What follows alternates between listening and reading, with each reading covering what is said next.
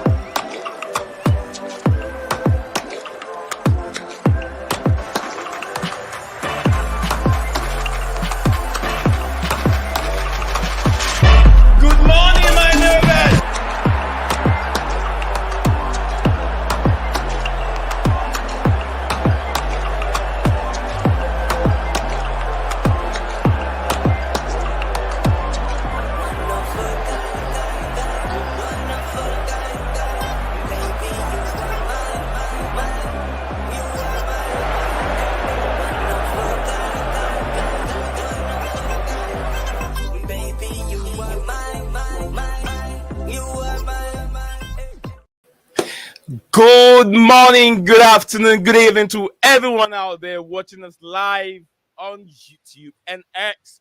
Really I appreciate it. I want to say thank you very much. And what a beautiful day and what it is for Chelsea fans. Yes, this is blue is the color.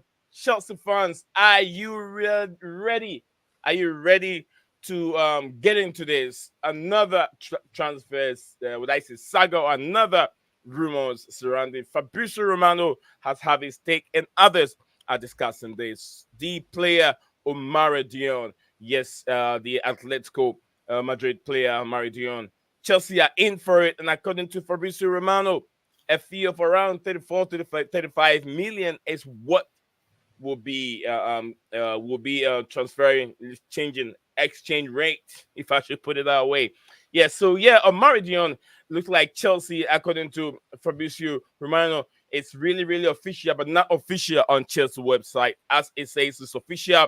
Samu Omorodion is Stamford Bridge, bound, as we're gonna dive into his transfer and see his strength, weaknesses, the pace, the positioning, and then his movement, link-up play, work rate, athleticism, footwork, teamwork, and everything.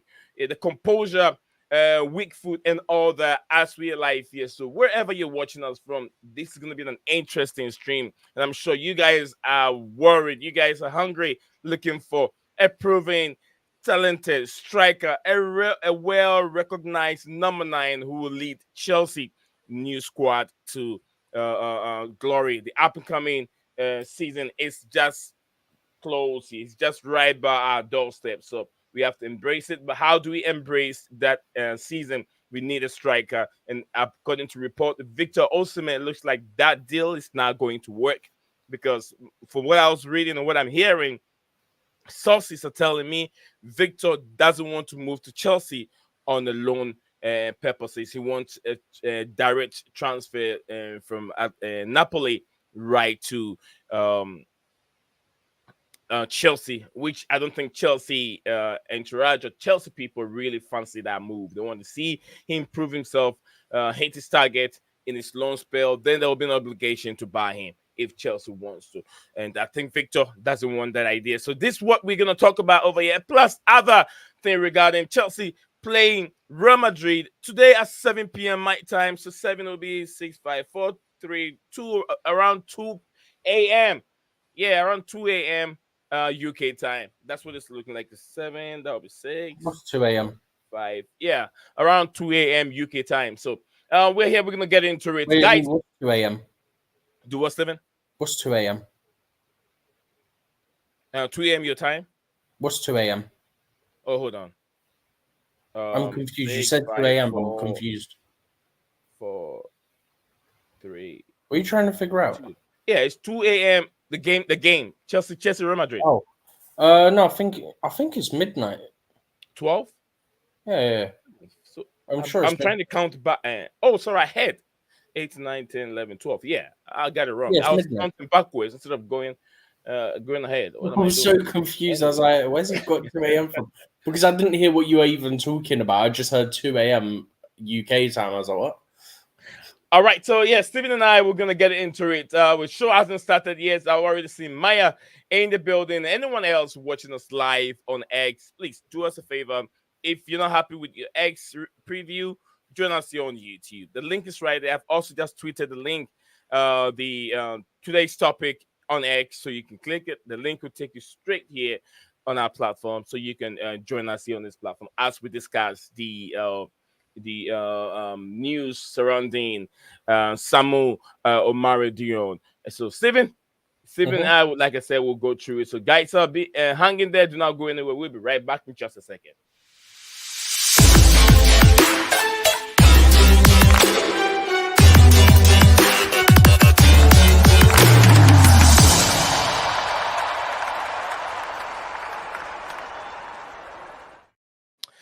Welcome back, folks. Steven is joining me as we do it all the time. We're going to discuss the heavily linked striker. Finally, Chelsea are bringing in a striker for the first time in like 3 years since these new owners took over the football club. So, Steven, Mhm. let's go. Before we get into it, let me welcome you and ask of how your day is going and how you're doing yourself. Yeah, I'm doing good, bro. How are you doing? I'm blessed. Like I said, I'm always here. We always meet together discussing football, something that we both love to doing. So I'm very happy. The first time in 3 years, Chester brought in a real recognized striker. I wouldn't say proven, but then it looks like a striker that can do the job, that can help Chelsea, progress in terms of where they are. People will be crying out for a striker, and they have one in, according to reports from Fabrizio Romano. Fabrizio tweeted earlier on, and he said that Chelsea, it looks like I think a 23 million or something. I don't know how it got to 23 million, but what I was hearing a couple of weeks ago, that this deal, they were looking for a fee of 80 million.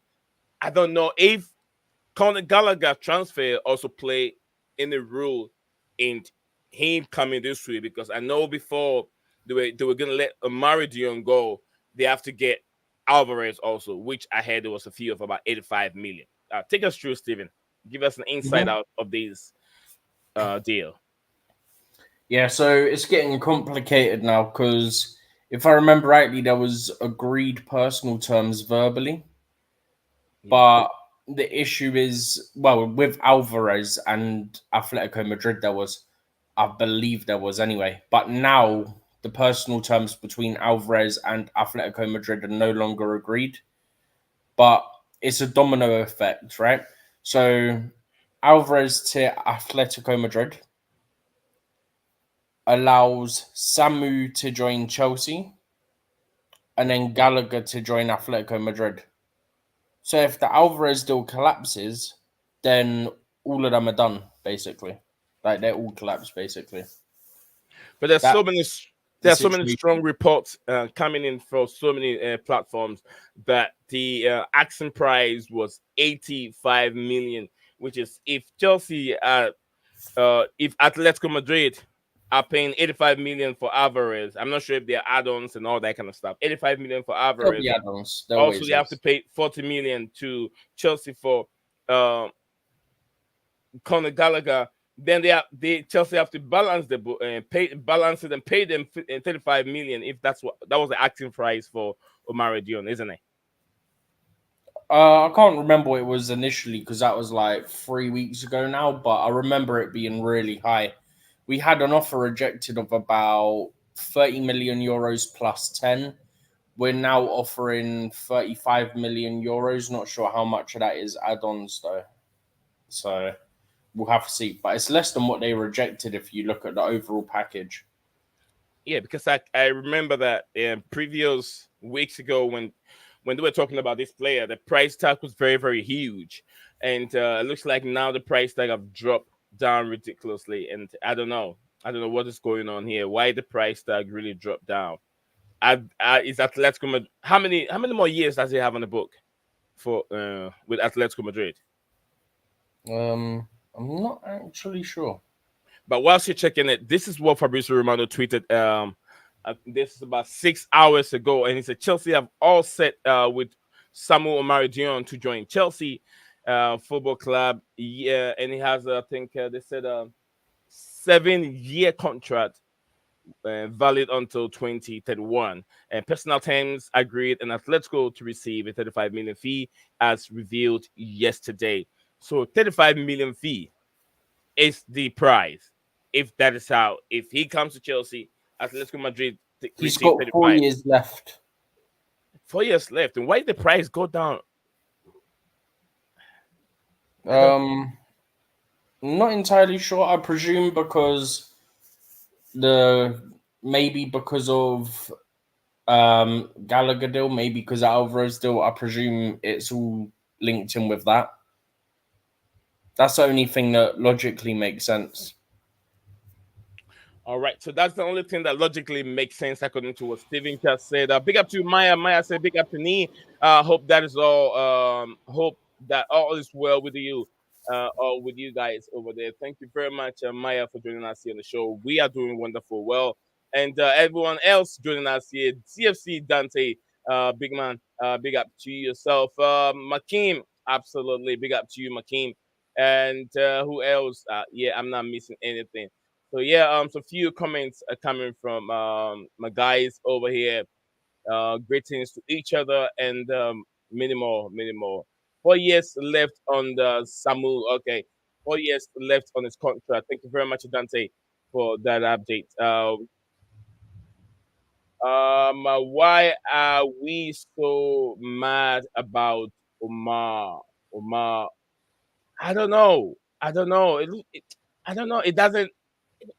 I'm not mad. I wouldn't say I am mad. I'm not mad. It's like it's not a transfer that I'm really wishing that could happen. You get what I mean? But if it's better than Mark Gee, then why wouldn't we go for him? Right now we're looking for a striker.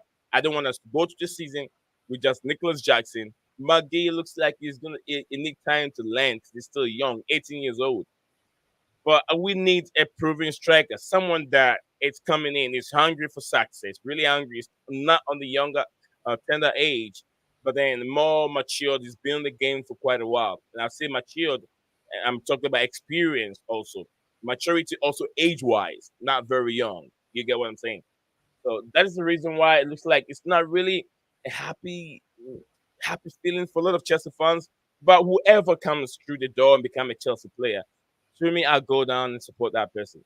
I don't like Wesley Fofana, but I support him when he's done to Jesse playing. But I hope that he doesn't make mistakes. You get what I'm saying?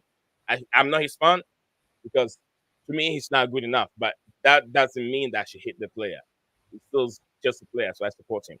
But Steven, according to yes, Dante said he's got 4 more years left. That's what I just said as well. Yeah, you also said it's 4 more years, but I was wondering why did the price drop so deeply? I mean, down that heavily. It was very, very expensive, and Chelsea deal got. I mean, price bidding got. How would I say it? Denied, and now it looks like it might happen. I'm just hoping. I'm praying that the Alvarez move can go. And I've had some tweets and then things that I've been reading, the Alvarez is not happy at Manchester City. He wants game time, and it looks like Erling Haaland is in the way. With Haaland being at the football club, Alvarez is not going to get enough game time. And I There's think that there's a strong possibility that this might happen. there's basically with the Alvarez thing, um he's yet apparently there's not personal terms agreed over the base salary or the contract length. Um Atletico are working to try and resolve it, but the personal terms need to be finalized, and that's delaying the deals for Gallagher and Samu. Yeah, Maya think that Maradona is still, I mean, it's still raw.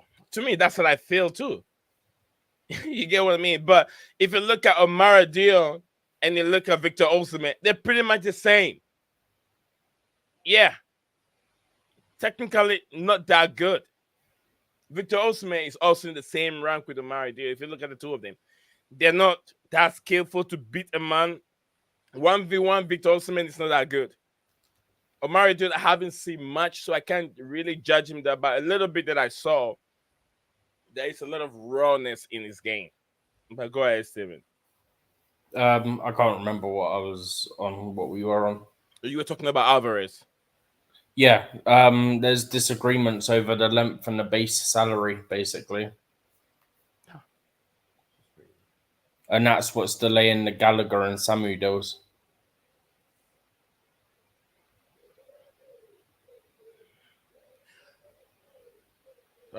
All right, so guys, if you're watching this live, we are discussing the latest rumors surrounding Chelsea Football Club and one of these good strikers in the Spanish league who is with Atletico Madrid.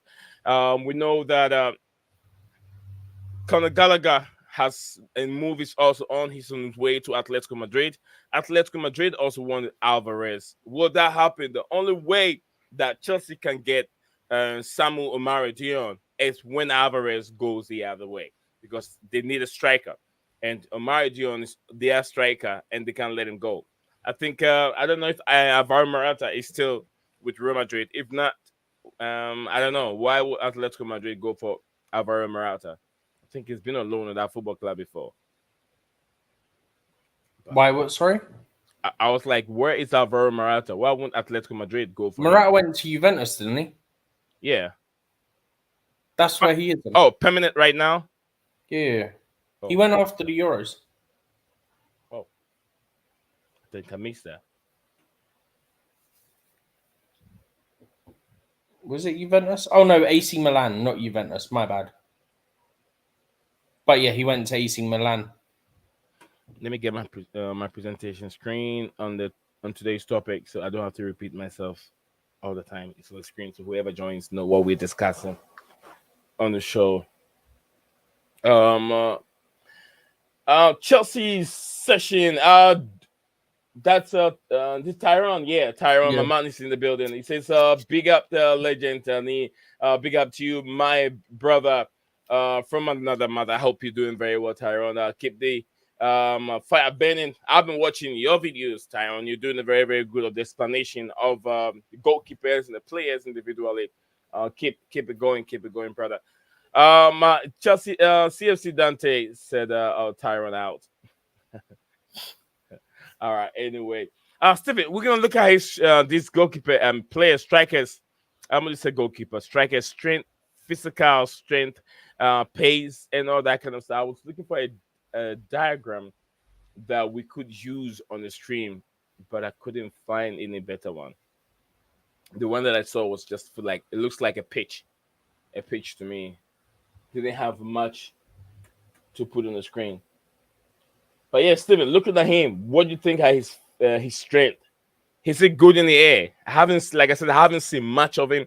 Guys, you guys are watching. I'm not sure if you've seen much of this striker. Because what I saw a little bit of a skills within him, a goal that he scored, but he still looked raw. But is it good in the air, Steven? I think so. From what I read, hang on, I've got to try and find the thing I read again. I've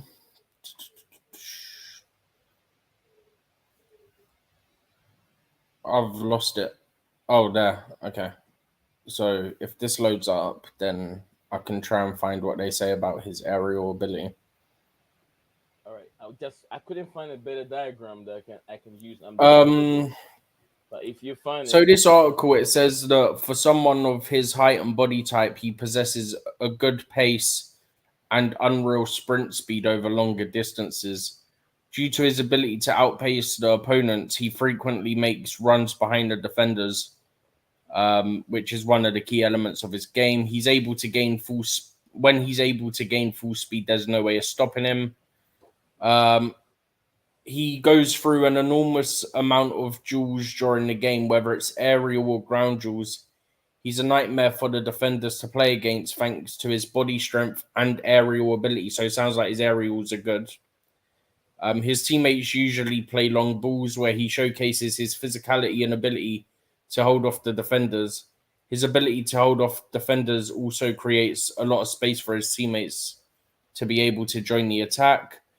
He apparently has efficient movement, which lures defenders out of position. And then apparently positioning is one of his strengths as well. He knows how to make space for himself, can find himself open between defenders, making him a constant threat. His link-up play is very good, apparently, and he likes to combine with his teammates. Incredible. This is the tweet. That's the comment of the day. I've just pinned that one there. The comment of the day from Akeem, Steven. This is very, very funny. Chelsea fans are asking for a striker. So the striker has been delivered. It's going to be delivered. Why are we crying? Makim said, I just watched some highlights of Omorodion. If I was Detro Fofana, I would be punching the air right now. Because Detro Fofana is even better with a lot of skills. And I didn't know why Chelsea didn't give him the chance. I wouldn't say Chelsea. It started from Mauricio Pochettino. He didn't give the guy a chance. The first time, he didn't even give him a chance. He loaned him. But yeah, we have a Dante here, Steven. Steven, I've heard all that you've said. We'll come back to that. Dante is in here with us. Dante, welcome to the stream, and how you doing, sir?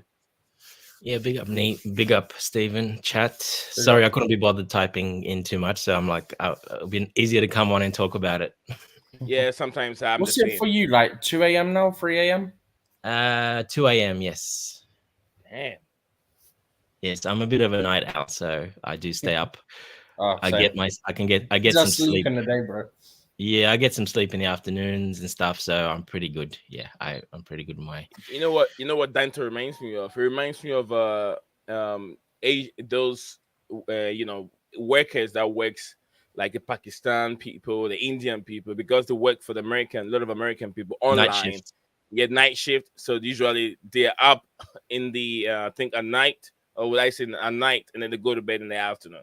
Because yep. They have It's to pretty make sure similar here. There's a lot of factories pretty close by, and yeah, they're all night. They work all night. Yes, pretty much the same thing here as well. Yep. All right. Yeah, just about Omorodion. Yeah, I when I first heard of him, I looked a little bit at him. So we didn't sign him yet, and so I just had a look, more of a look, studying it the last couple of days a bit more. Went on forums, like that. So sold Morata obviously to AC Milan, so they lost that striker that they had up front. Omorodion, or Samu, they call him Samu. He's Spanish, first of all. Yeah, so he's born in Spain. He's a Spanish international. He's under 21s Spanish international. He is pretty much seen as the next number 9 for Spain in the near future. So yes, he's a little bit raw right now. He has caused a lot of teams in Spain a lot of headache, as in it's pretty hard to handle. He's quite a big guy. He's tall. He's got very wide, broad shoulders. He's very physical, but he's got that speed and that turn and can play into space as well. So he's very, very versatile.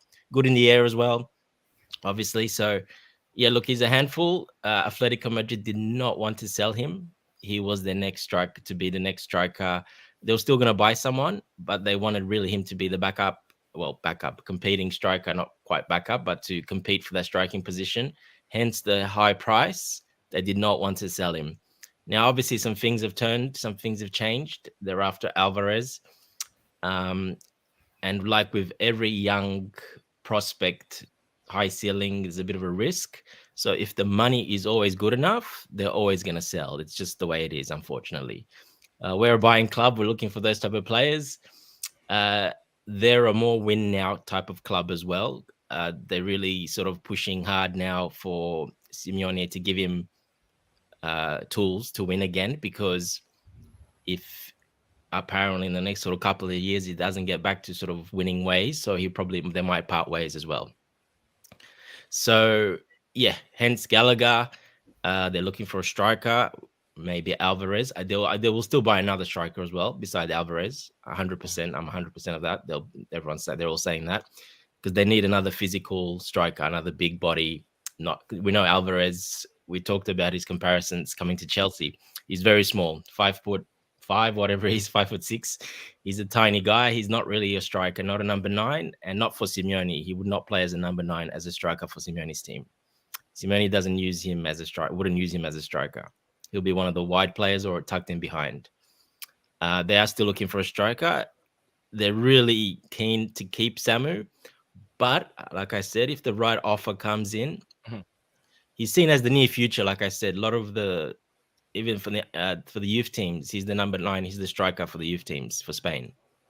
So he's seen as the next number 9 for Spain. So he's got a high ceiling, but if the money's right, they will sell him because it's only potential. He's not there yet. He's still he's got some things that are a little bit raw, but yeah, it's the potential that's there, and yeah, he's touted as the next big number 9 striker for Spain. So yeah, look, high ceiling.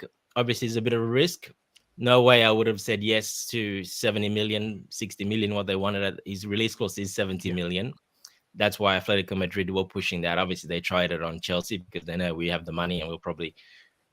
But things have changed. I think they've got someone else in mind, another striker, and obviously Alvarez and another striker that's ready to go now, not in a couple of years. And that's why they're probably going to sell him to us for that price. It's still not that cheap, really. It's like it'll be 35 million pounds something, but there will be quite a bit of add-ons, bonuses on that as well. And from what I'm hearing, what they're saying, they're going to add quite a bit of bonuses on there as well. So yeah, look, it's one of those I didn't really want, sort of a bit raw at the start when I first looked, but I only checked him out like one video just to look when we were linked at the start. But now the last couple of days, checked him out a bit more. Yeah, look, he's caused some problems, some teams. He's got that skill set that we kind of need, big, physical, but he's got the other side of the game where Guy, for example, does not have that side of the game. He holds the ball up a bit more. He's not going to really turn too much and accelerate away into space, power runs, running behind. He's not that. That's not his strong He's suit. just trying to keep it simple. Yeah, and we saw that in the friendlies. He got in once like that, and he couldn't put it away. It's not really his game. He likes to sit in the box a bit more, play with the back to his goal, hold the ball up, a bit more of a slower. And I think obviously Maresca's seen that, and he thinks, look, everybody keeps saying we bought Guy, we're going to waste him. We're not going to. He's only 18 years old. We bought him most likely to loan him. And if we can't sign anyone or something, he will be like a third string striker or something like that. He's never going to be a. I never believed that from the start. A lot of Chelsea fans, after seeing him play 1 or 2 games in the preseason, made that determination that he's, give him time. But you can't. He's 18. We bought him for 5 million. He hasn't been bought to start up front. Just my opinion, from what I can see from Maresca, the way he's coaching him and what he's seen, he's not ready for that yet, especially for the Premier League. I don't think he's quite ready for that. Yes, he's a bit physical as a big kid, but he's still a kid. So he hasn't got that man strength yet. And we saw, he's good. He's pretty good, but he's not that good. Guy. In my opinion, Omorodion is better than Guy. He's got much more strength than Guy. Yeah, he is a little bit older too, only by a couple of years, but that 2 years makes a big difference to the body and obviously the way he plays. I mean, if you look at the comparison between what we have before, we had some strikers that we let them go. Even Ditro Fofana, Makim said comparing Ditro Fofana's skill set, and I saw his skill. Ditro Fofana has quite a bit of skills, but we didn't give him a chance to develop himself at Stamford Bridge. But we're paying this amount of money. I know it's not that huge of a money, 35 million. It's quite okay, but what's the development going to be? Are we bringing him in?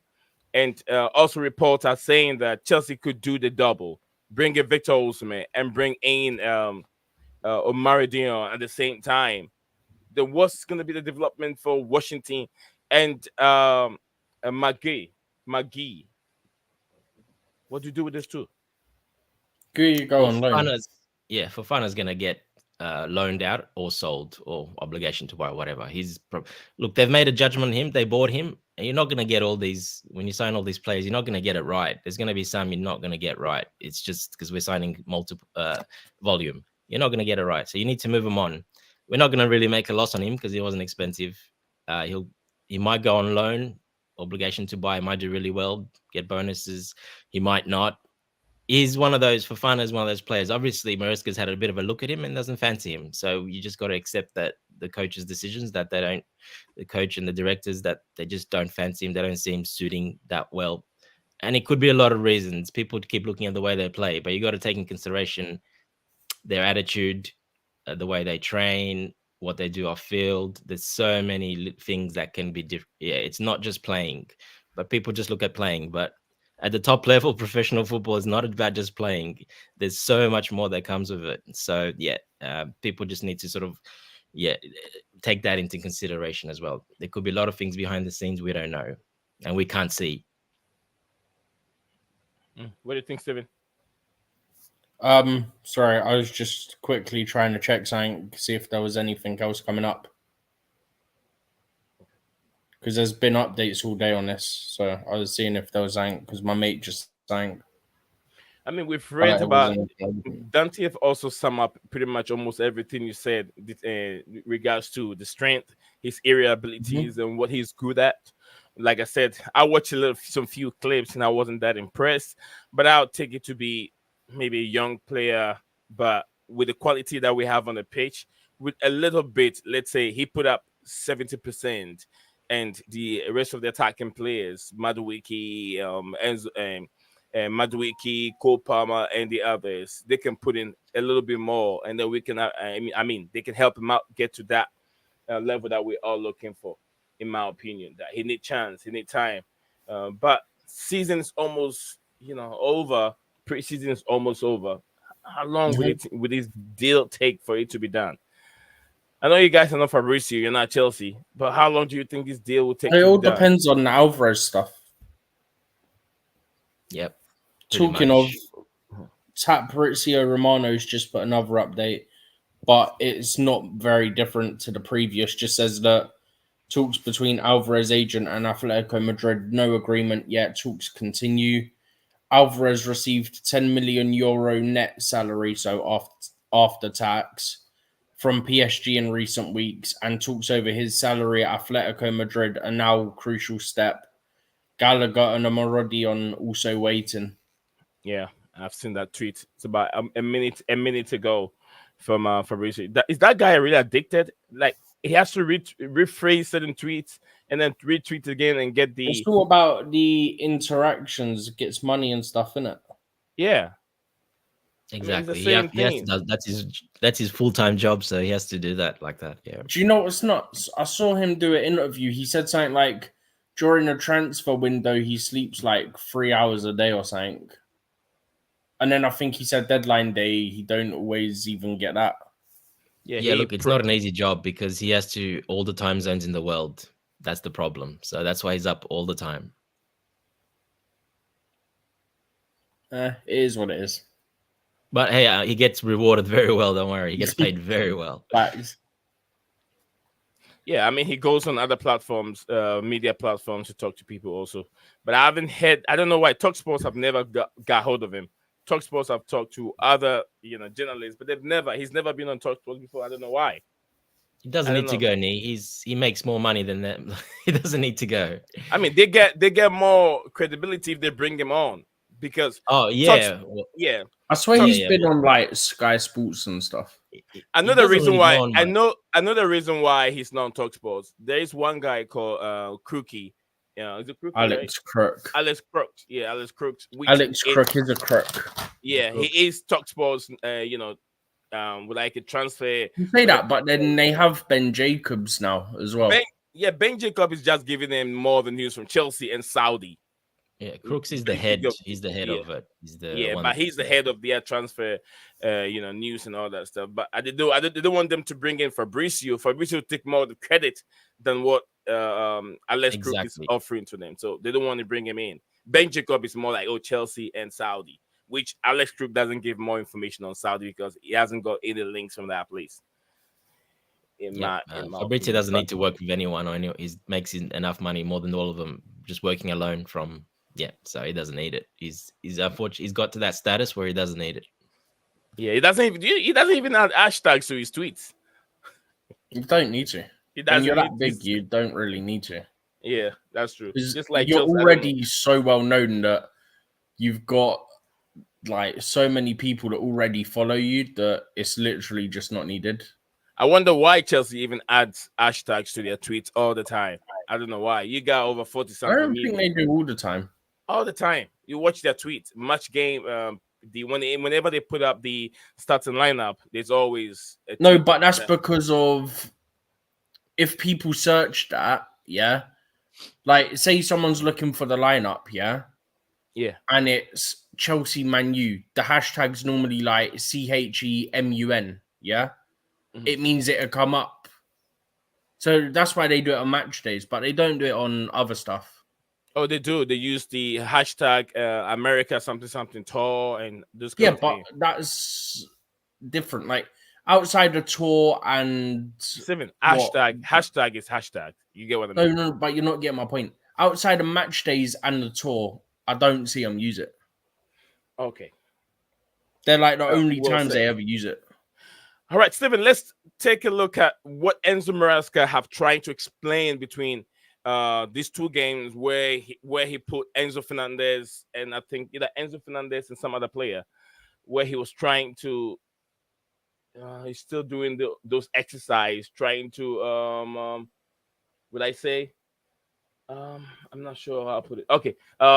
This is what we gathered from Enzo Maresca's interview yesterday. It says interesting take from Enzo Maresca, tactical use of Enzo Fernandez against Manchester City while showcasing creativity and pace creation from is a AMF, which is advanced midfield forward. I'm sure that's what it is. It seems this isn't his Attacking midfield. long-term role at CFC.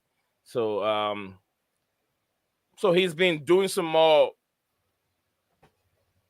I don't know how to explain. He's experimenting. He's Experimental But this work is the going on with thing, the two yeah. games. I've been having so many conversations with people about this, and it does my head in every time. Like, bro, it's pre-season. This is when you test. You don't do what Poch did. Do During one the thing all season. pre-season, get into the season, and start changing it up. This is when you do it. That's what he 100%. said. He said, we've tried the right full back inside. We've tried the left full back inside. Last game, we tried the left full back higher.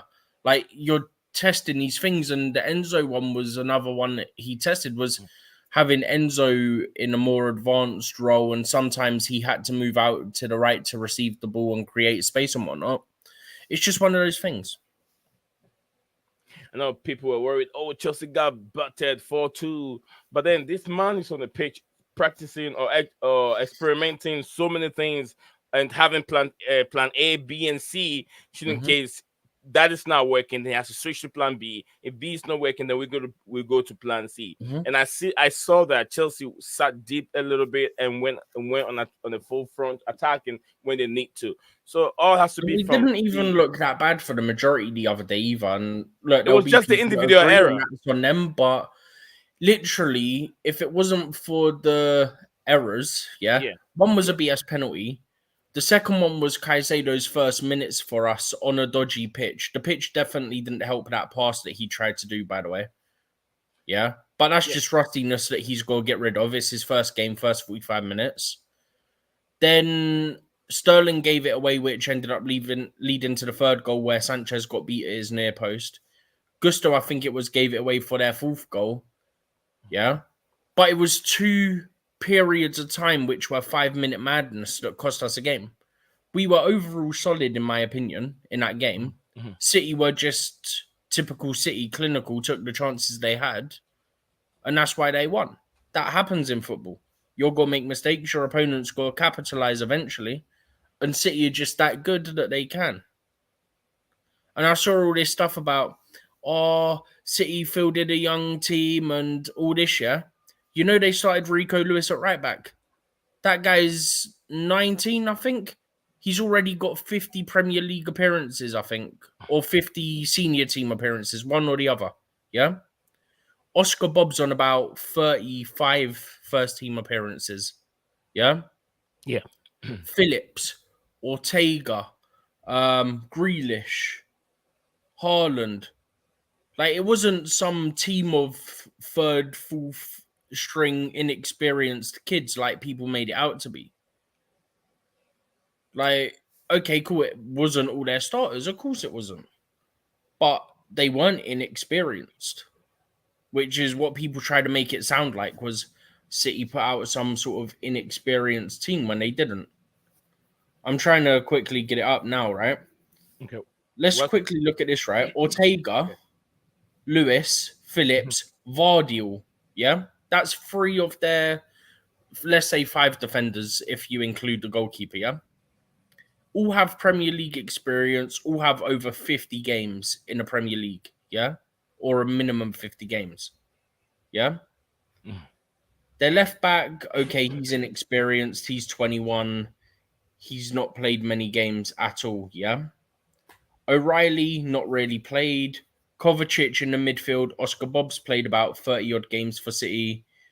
McAtee has played a fair amount of Premier League games at this point, I think. Okay, McAtee played nearly the full Premier League season for Sheffield United last season. He played 30 games in the Prem. Yeah? Grealish and then Haaland. That was their starting 11. You can't tell me that's some inexperienced young team. And the majority of them played 70 minutes at a minimum.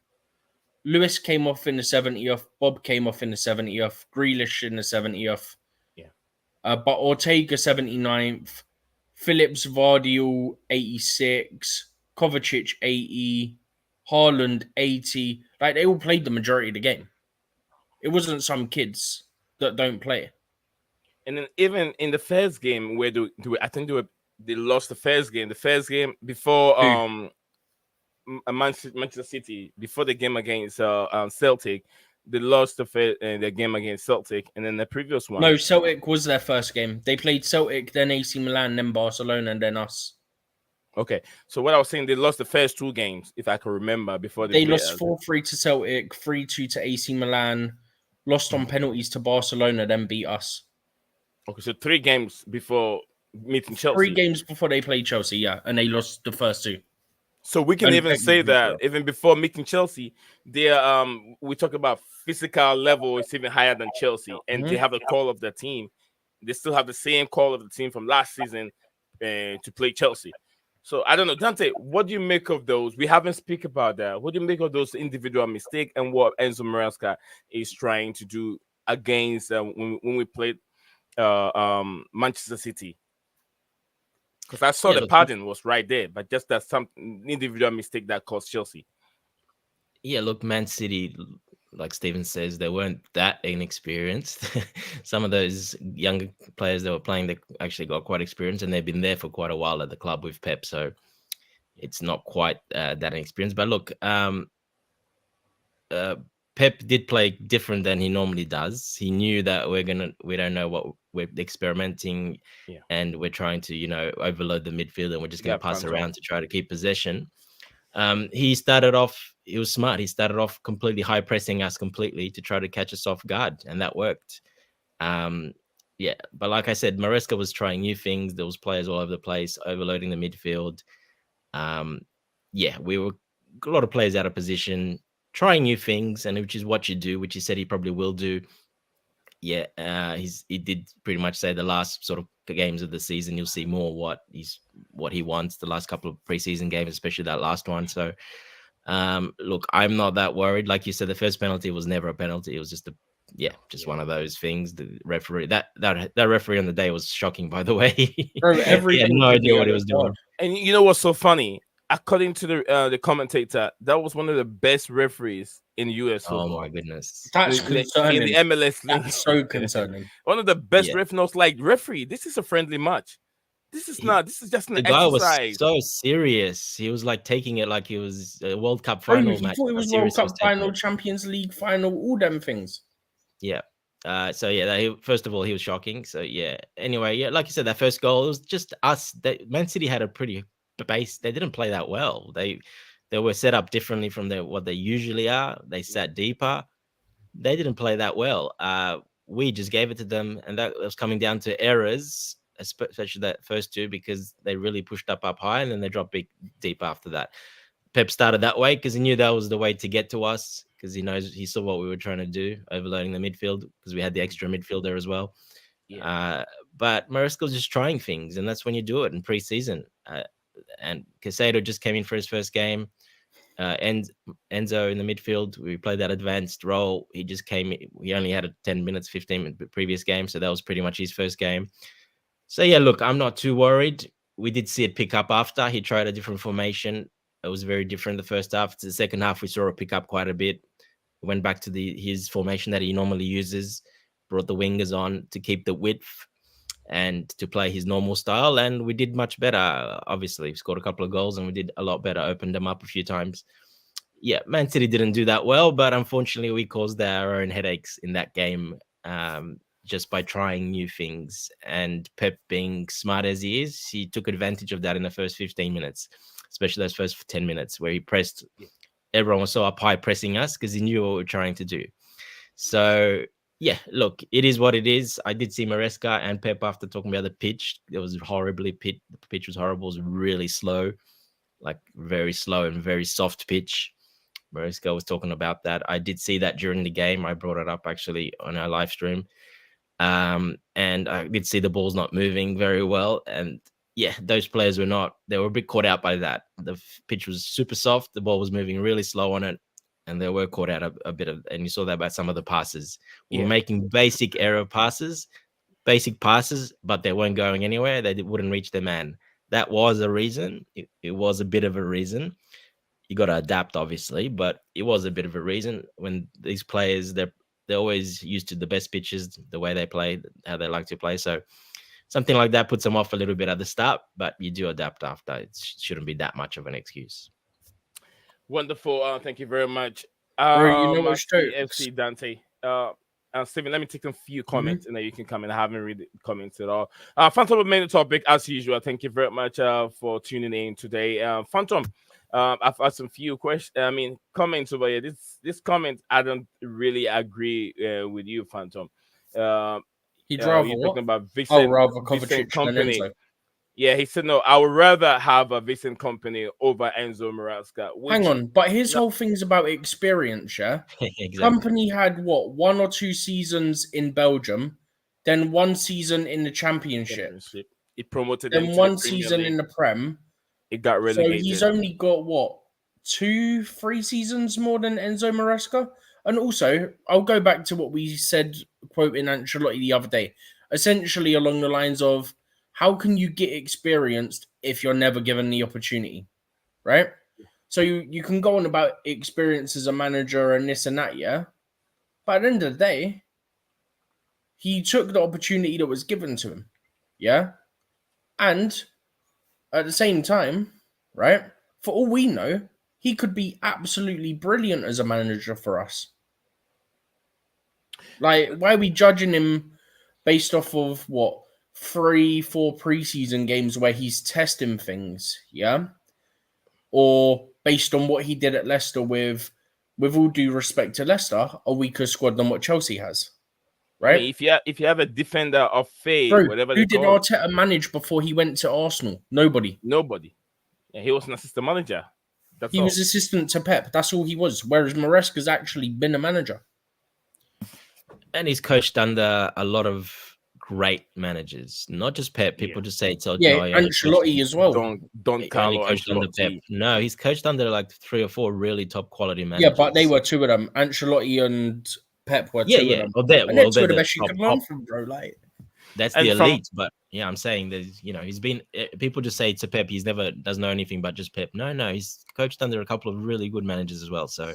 Same thing with Jose Mourinho. He learned under England legend boss who was with Barcelona at that time. He learned under that man. He went back to FC Porto. He learned under someone and took over the job, and that's where he was getting experience from. He was working as a psychologist. Then he became a manager himself. Also, the same thing with Arteta.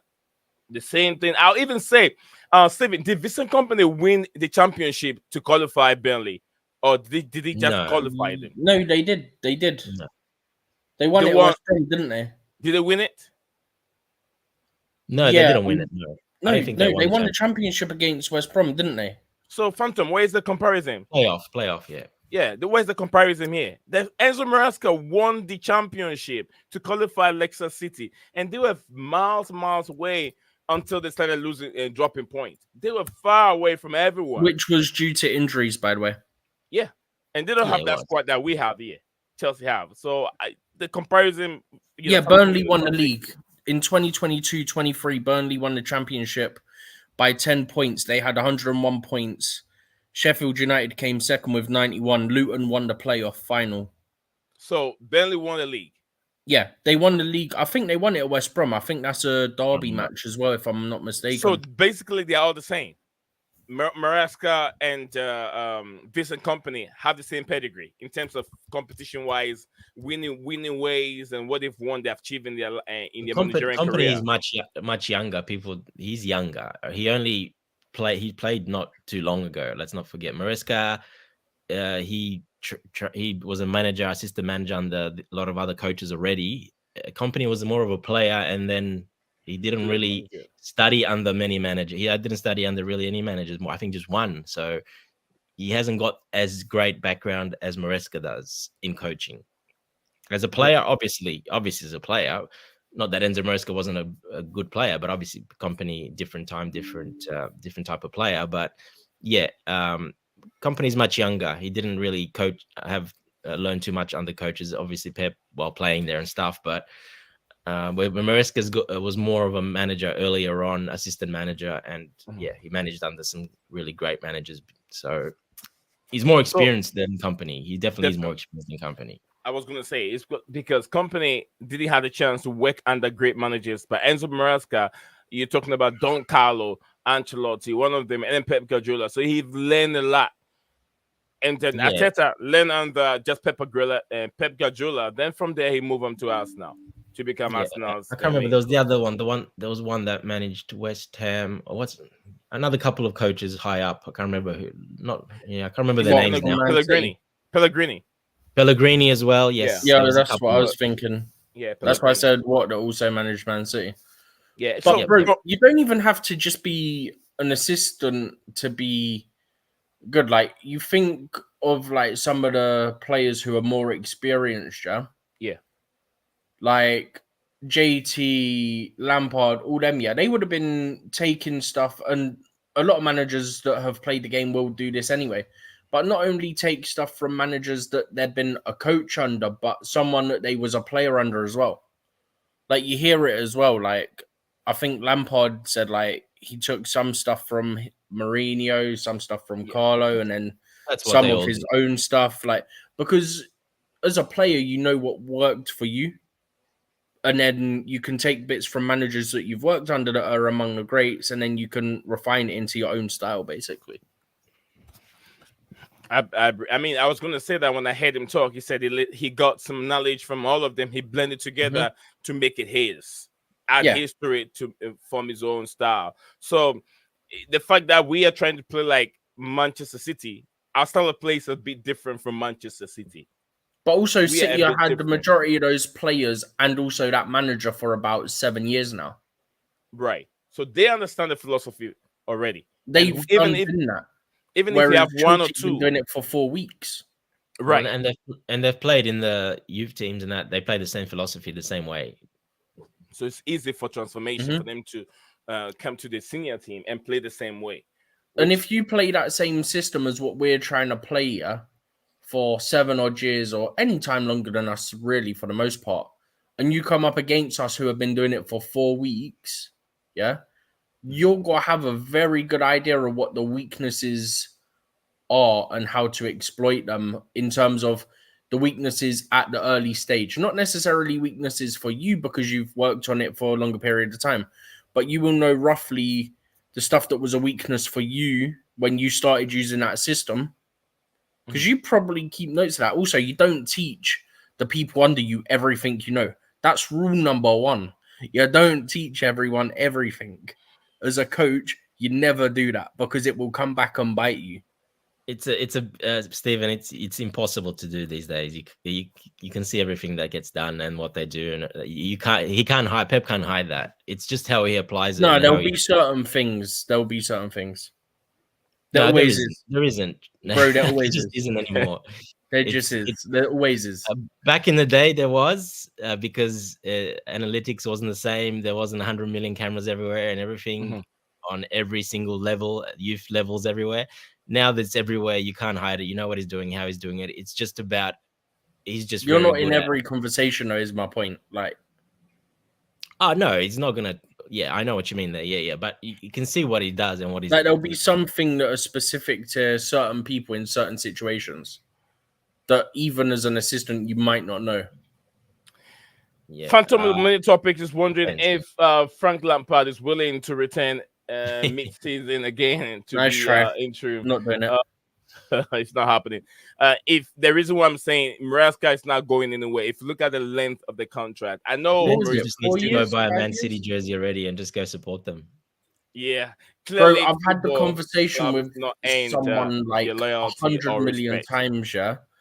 This person in my Discord server, every day it's the same BS, yeah. Oh, this player's shite, this player's shite, this player's shite. I went, cool, how much you watched? And then they said it for Piers, they went, oh, I watched him at the Copa America. The funny thing is, they then said Ecuador are shite. So I went, okay, so you've just proved my point. You said that it's Caicedo and then everyone else is shite. So how can you expect a 17-year-old kid given the role of being the main set piece taker in the national team and playing the number 10 role to be quality when they're surrounded by such, in a respectful way, so I don't have to keep using the same term, dross, basically. Yeah, they're not, but to use a different term than using S word constantly, right? And he still stands out anyway. So Right, exactly. But bro, if you're that bad, you don't get the responsibility of being the country's starting number 10 and they don't give him a 10 piece jersey. That's for taker at sure. the age of 17.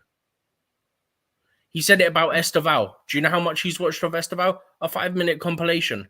He said it about Samu. Do you know how much he's watched of Samu? Nothing. Jorgensen. Looks like Barcelona have done the deal with Dani Almo. Yeah, that came out earlier. It was basically done earlier. Yeah, well, they always needed him. It was him. How are they signing those players? Where's the money? I don't know. I mean, I do know because it's Barca and they're going to be doing shady got stuff. Money, they still got a lot of money. They're a big club. No, but it's not even that, bro. They can, like, they're in lots, and I mean lots of debt. Like, there's a reason why they sold off like their media just loan more debt and all that. Yeah, they're gonna get back to the top. The new stadium, a lot. They're gonna get back to the top. Aren't they like 2 billion in debt? That don't go away in 1 season, 2 season, 3 season. No, it will slowly. It will. Trust me, they all do. They're too there's big a of an reason they asset. sold off the media rights and all that. They're just too big of an asset to give a brand. Name the stadium after Spotify and all that. Still, things are not working out. And then give the stadium out, some part of the stadium for wedding and birthday parties and all that. Weren't they even selling How much seats, money? like literal seats, at one point from the stadium? We're gonna do that as well when we do our stadium. All of the new when you do a new stadium, they all do that. They build it with conference, with more facilities to host like that. boxing fights and stuff like that. You want it there. You want to get that. money. We'll do stuff like concerts and stuff at Chelsea, 100%. But we they were literally already, doing weddings and doing stuff like, I think they were literally selling seats from the stadium. Like, I'm not even joking. Yeah, and they do, and they have to. But like I said, they're such a big brand, such a big asset. They'll never go bust, and people will always give them loans, and they'll always get back up. Always. Yeah, we'll see. I agree. Phantom of Minute Topic, you're dropping a lot of comments here. Big up to I Want to Love You Forever. She said that big up needs Zion and everyone joining today. Big up to you. I hope you're keeping well at work. Phantom said, just wondering if I think I read that one. Yeah, Clear Lake football. Marco Silva won the end champions, won the English champions championship. Okay, well more points. 2 seasons per hour, Marcus Silva. With Fulham? Silva. Yeah, I think with Fulham. Funny that, because Fulham the season before in 2021-22 got 90 points. Yeah? Yeah. Leicester last year got 97. And they had a lot of injuries at one point, and that's why they started to fall off. Big up to you, Maya. Said, trust my what? My gaffer. Trust my gaffer. Phantom Mini Topic said, is Enzo Marasca. He said, where is it? Okay, he says, Steve, if Enzo Marasca turns out to be a great manager, then I shall return from loan in the January transfer window. You can't call Phantom, someone stay a there. good or great manager after like 5 months, 4 months. You know what, Phantom? Guys, so we got 16 of you watching live. Do not forget, I haven't said this. Don't forget to drop a like on the video and subscribe to Blueclouds Media YouTube channel if you haven't. If you haven't seen us stream before, if you haven't watched us live before, yes, you are welcome to this platform. Everyone is welcome. You don't have to be a Chelsea fan. You don't have to be whatever fan. We inviting all football fans to this platform. That is the main idea of this channel, not just Chelsea fan, but most of the time stand over here in the name of Chelsea, but then it is everyone watching live is welcome to this platform. I don't know what you guys take on these rumors, or as is being tweeted when Fabrizio Romano tweets, there's heavily would I say truth in it. We should take it like that. 35 million is what Chelsea are being asked to pay for the player, Atletico Madrid player Samu Omorodion to come to Chelsea. Chelsea are crying for a striker, but this is what we have now.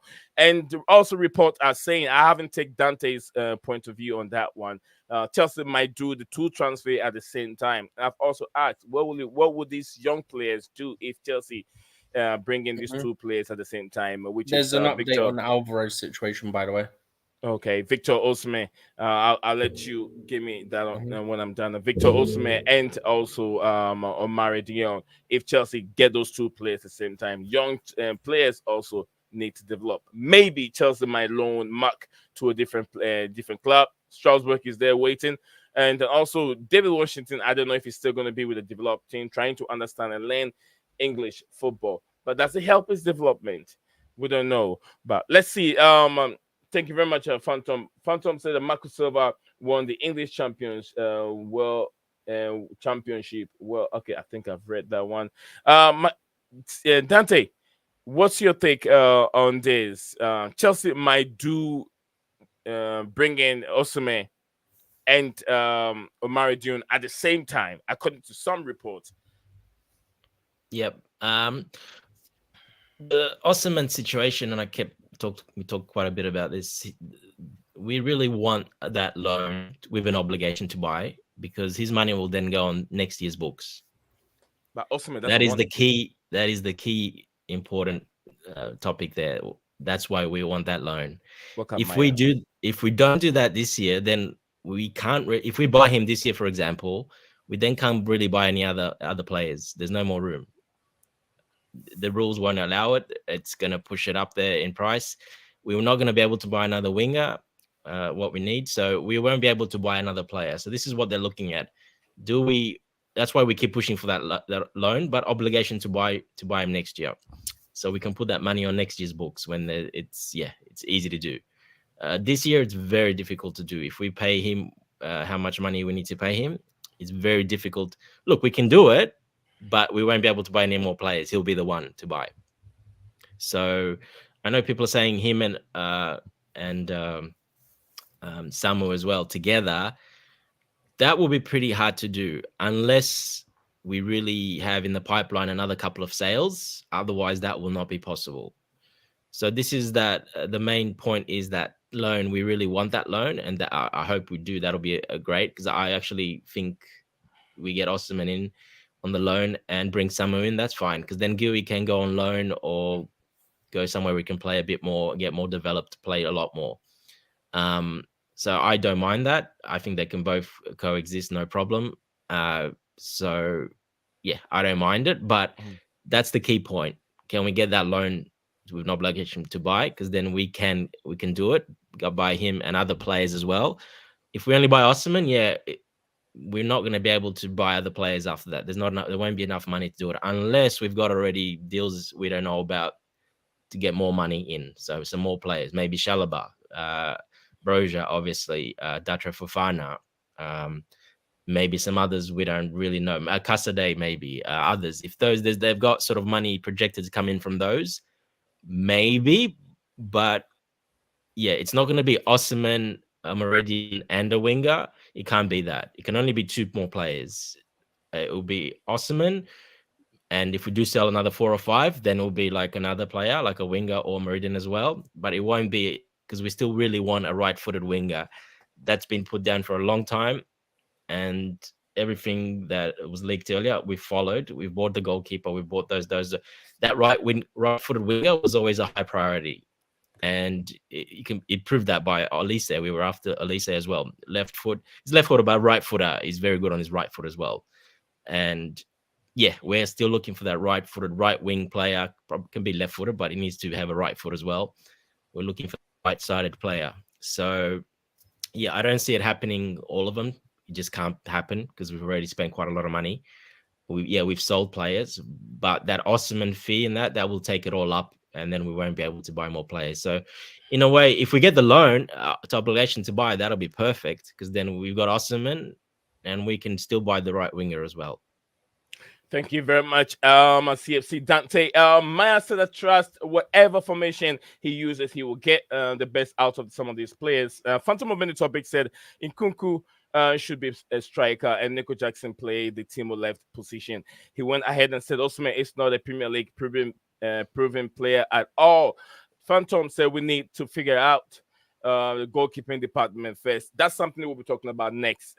Steven, you said Chelsea could make the double, and also you can give why do you think Chelsea should go ahead and bring in Osimhen and Samu Omorodion at the same time, and then give us the update on Alvarez if you get a chance, Steven. The update on Alvarez was essentially that Atletico Madrid have now improved their personal terms offer by about 3 million euros. So the difference was 5 million between what he wanted and what they were offering. Okay, it's now down to 2 million difference. So I'd imagine at this point he'll probably just accept that it's 2 million less than what you want. It's not a big deal. They'll work it out. Yeah, basically. But yeah, I wouldn't be surprised if we do actually go for both, especially given that Ornstein and the Athletic guys and girls have all been saying like it can still happen. So I wouldn't be shocked at all if that happens. Because it is trying to get a loan for Osman.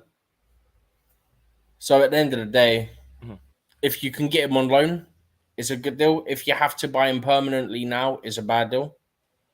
Because then you've got a lot of money on this year's books. And that's the issue that we're trying to avoid. The way I look at it, if you get Samu, you do move Jackson to left wing if you're bringing Osman with him. If you only bring in one of them, then you keep Jackson as a striker option. That's the way I see it. Okay, I do agree with you, but Steven, we still gotta look at the goalkeeping department. We know what Sanchez is capable of doing.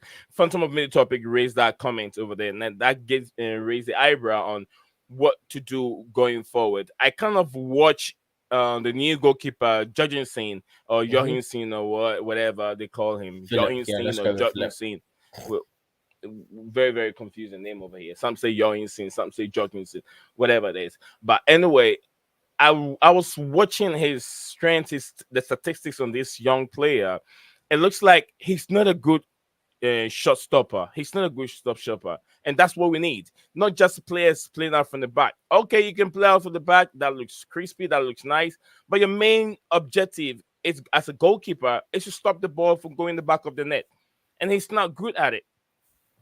But then this is the issue with listening to certain people's views on it, right?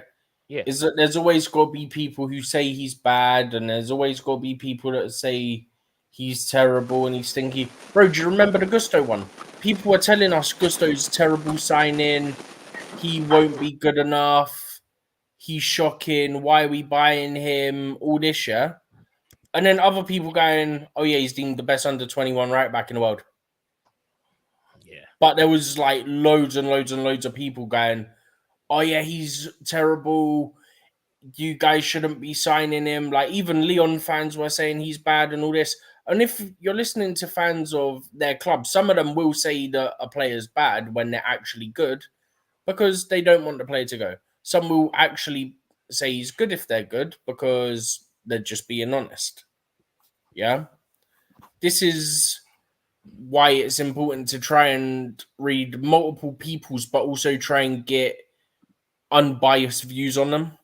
Which is why I look at people who write scout reports as well as looking at people who've watched them, and I try watch them myself eventually as well.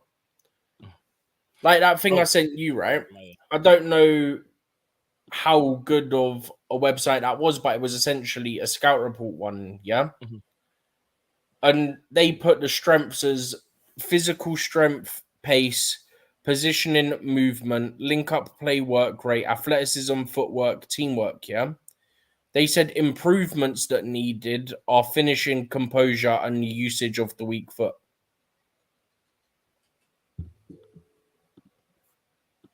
To me, based on that, I've not had the time to read the article in full yet. I've just sort of looked for like the summary and stuff, yeah?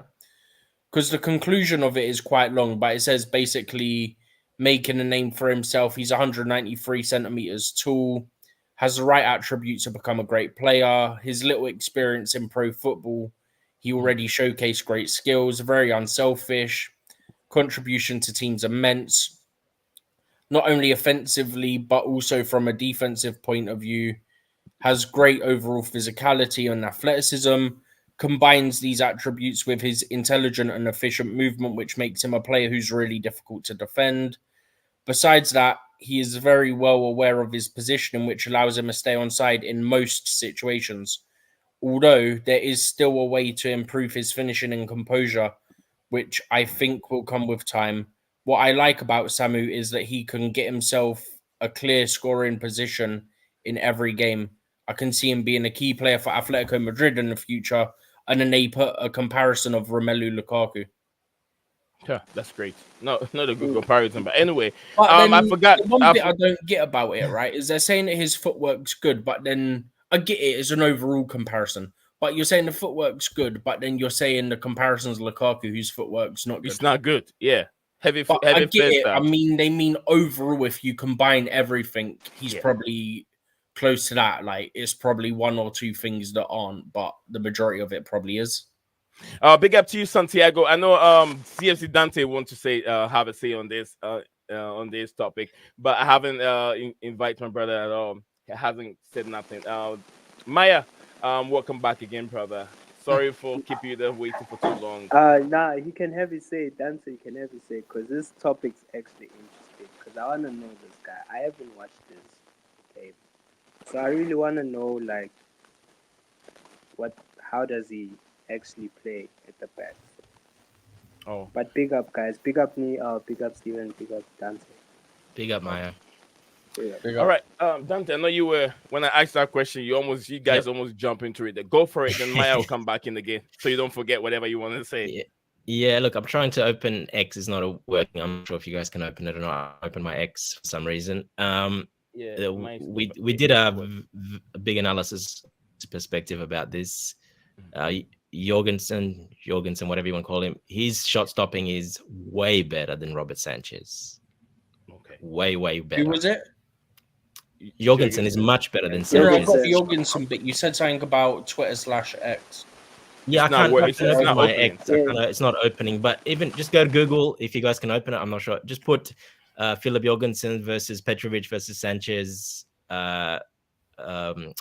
graph or wheel, whatever it's called, the wheel,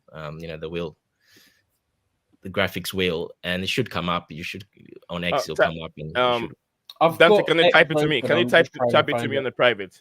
Yep. I'm trying to get it up because we did. Yeah, we looked cool. Yeah, and that's got the stats between all of them: the passing, the saving, the percentages. Absolutely, it's a great graph. Is it? He can put it on the thing.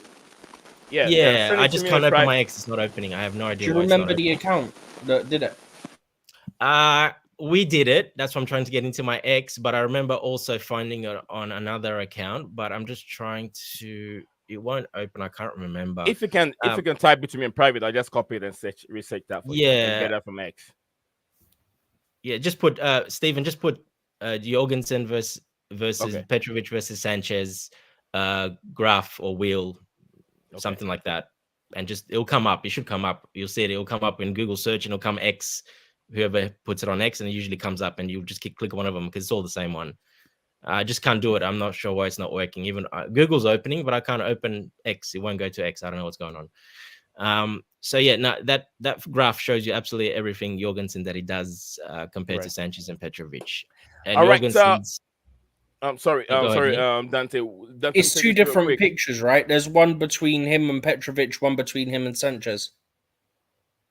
The one is between Jorgensen and Sanchez and Petrovic. So it's all three of them together on there. Oh, I found one that has two separate ones: him versus Petrovic, him versus Sanchez. It might be the same one. Yeah, bring it up. I'll let you know if it's the same one. Right, Just bring the one versus Sanchez. I'll send it to Nee, and then Yeah.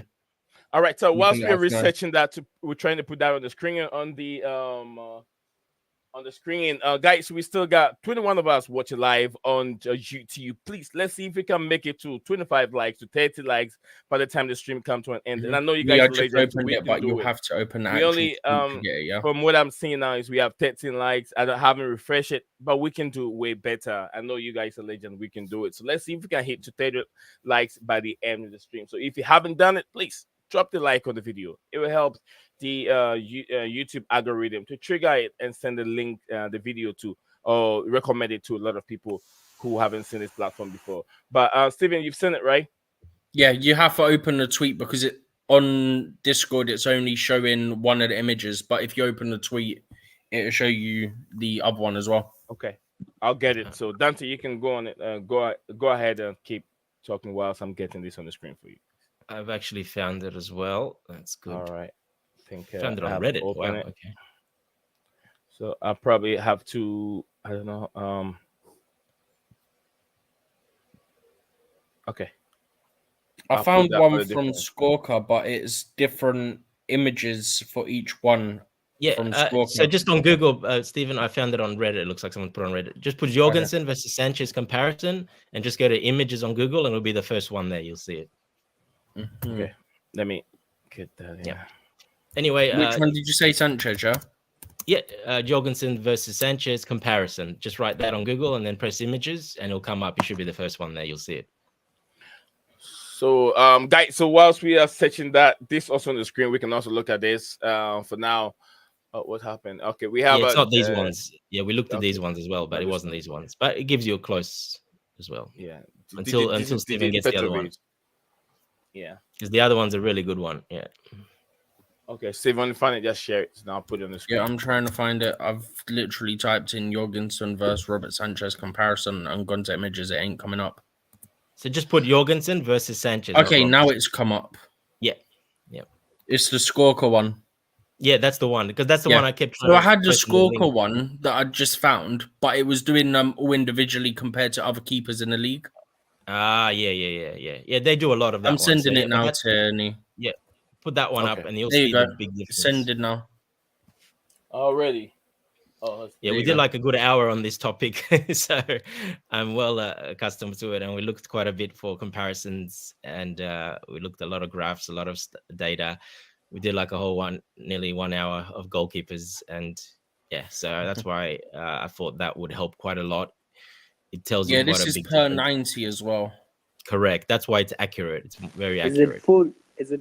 Do they analyze like the whole game, like full 90? Yeah, just passing. The passing This as is well. it's Like the averages per 90 minutes, basically. Yeah, in saving, passing, short passing, long passing, everything. It's pretty much everything's on there. All right, I think I got it. Just 2 seconds. Voila, we got it on the screen. The thing is, some of the Okay, stuff yeah. that he loses out onto Oh, Sanchez no, on it's a per graph, 90. not that one. Not this Oh, one? It's a graph. I didn't see no graph. It's a graph. Will I'll bring it up. Yeah, if you got it on Reddit, then see if you can get over I to mean, me, because I saw no graph. This was the Oh, first my thing Google's, I saw. guess, because I'm in Australia. It's google.com.au. Might be different. If it's a link, you can put the yeah, link because also in there. Yeah, I'll put the link UK, now. so- There, I'll click on it. Looks like All someone. right, had it on. Santiago, whilst you guys are doing it, let me read the 2 comments here. Santiago said, Santiago, thank you very much. Says a Phantom of Minute topic. In Kunku is too good of what's that? Also, also dribbler. I think also dribbler and the creator to just be stuck in the box as a striker. The team will be better with him linking up with Enzo and Palmer constantly, according to Santiago. You sent Mukwala, an AFL link, by the way. Mukwala, thank you very much. Mukwala John said, thanks for giving us sports on watching you live from Uganda. That's one of my big fans from Kampala, Uganda. Big up to you, Mukwala. I hope you're doing very well. The whole family is doing well. All Chelsea fans are buzzing that there's a new striker heavily linked with Chelsea Football Club. And whoa, it looks like when Alvarez deal is done, then Chelsea can get their wish. Everyone Chelsea fan was looking for a striker. It looks like here we are. A striker is here with us. Samu Omorodion is the name. We're looking at his attribute, his strength, and also now we're looking at the goalkeeping. I've seen that the goalkeeping department also. Robert Sanchez, and Petrovic. We're doing some comparison. Also, we're looking at Sanchez and Georgi Petrovic. Not Petrovic, Jorgensen. Yeah, Jorgensen. So the new goalkeeper that Chelsea have signed. So I've seen that image. I don't know if it's going to let me save it. Okay. I've seen one image. Is it just one image, right? Yes, I just sent it in the link. The second one. Sorry. That's the Costa one, isn't it? Yeah, Diego Costa. I give him Diego Costa. Yeah, Diego Costa. So did it come up, guys? Huh? Did it come up in the private chat there? The second one? Jorgensen versus Diego Costa. It's Costa. Okay, well that's exactly the wheel, but where's the? I know the web. Hang on, I know the website. I can try and get it myself. Yeah, see off that website where they'll have it on there. Well, with this guy, I mean, with this illustration, give you. That's exactly the squad because these guys do the best ones. But you'll find the Jorgensen. I'll try and get you it now Sanchez because I know the site now. I know the site, so I can get it off for there directly. All right, guys. Guys that are watching live, do not forget to drop a like on it. The like will help the stream a long way. It will take us a long way in terms of viewership and the subscribers and all that. So, Palmer is back to the team according to Mukwala. Yes, Palmer is back to the team. We probably might see a few hours. Or minutes, I would say hours, some few minutes from Palmer today against. No, he's not with the squad. He's not with the squad. He's in Cobham. He's not in. He's not in America. He's at Cobham. So the exercise that I saw was not in America. So no, it looks like him, Cucurella and Gallagher are all meant to return to Cobham. They're not going to America because the team will probably fly back today or tomorrow. Okay, preseason's pretty much over then. Last game, the Inter Milan should be on Stamford Bridge. Inter Milan is at Stamford Bridge. Stamford Bridge. That's the last game, right? Oh, there's another game before Inter Milan. No, it's Real Madrid and then it's Inter. Then preseason's over. Yeah, thank you very much, my brother. Guys, we are waiting for some few illustrations, images for our stream to discuss. We can discuss. We're trying to compare Gigi. Diego, not Diego. What am I saying? Sanchez, Philip Jorgensen, and Robert Sanchez. Philip Jorgensen. We're trying to see the comparison between these two players. Yeah, Dante, it's a good time. I didn't. Yeah, I wasn't the one that found it. It was coach that found Coachella that found it. So that's why I didn't know where he got it exactly from. Even Diego Costa. I'm just getting the Jorgensen and Sanchez one now. Yep, perfect. Even you can see there with Diego Costa, look like the save percentage and stuff like that. He's a very good shot stopper. And compared to Sanchez, he's actually much better than Sanchez as well. Mm-hmm. Right, the passing is obviously very good. I don't know why. Wait, what year's that one for the Costa one? 23, 24. So why has mine come up with a different one? Hang on. Mine's on the same website, but it looks different. So you want me not to save this? You can still show it. Look, people work. It's actually pretty. Most people they love Diego Costa. A lot of people are on our channel as well. Goalkeeper. Yeah, people voted Diego Costa as the one they wanted. Diego Costa is much shorter though. He's only just 6'1". He's quite a short goalkeeper. See the goals conceded. He does concede a lot of goals, Diego Costa, and his saving percentage. You were about saving and saving shots. As you can see there, it's not very high for Diego Costa. It's extremely low. It's very. By the way, I've just realized why mine's different. So the one that was with Diogo Costa, Jorgensen at that point had 1,350 minutes. Whereas the one that I've sent, he's got 3,240 minutes. Yeah, it's still not this one. It's another. It's like, but it doesn't matter. It's the same website. I mean, we can still use this for now. It's literally the same website. Yeah, no, it's not the one we had. Like, I'll get it. I can't get it. Oh, yeah, no, but this would be from the end of the season, whereas the other one probably isn't, because the other one, it said he had like 1,000 minutes or something. Yep. But everyone, this one's a good one as well. Doesn't matter. Yep. I'll get Petrovic one. But this time, Jorgensen's in the blue. So you can see their save percentage, and it's much higher than Robert Sanchez. His actual save percentage shot stopping. It is much higher. So the percentage is on 69%, nearly 70% of shots he stopped, and he gets shot the ball at way more as well, almost double. Shot stop. Looking for the shot stop. I see the save percentage. Yep, save percentage over here. No, on the right. Yeah, 69.8. Yep, save percentage. You were just there. Yeah, 69. So he makes 4 saves per 90 at 70% success rate, basically. He's a 76% as a save percentage. He's a much better shot stopper than Robert Sanchez as well. And people do rate Sanchez probably one of his strengths. He's pretty good at shot stopping. But Jorgensen is a much better shot stopper than Sanchez. And he faces much more shots as well. So that even makes it even better.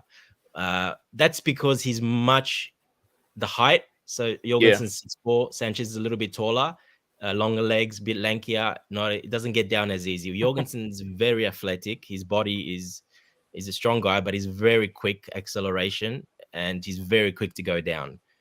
And that makes a massive difference, obviously. And that's why he's a much better shotstopper than Robert Sanchez.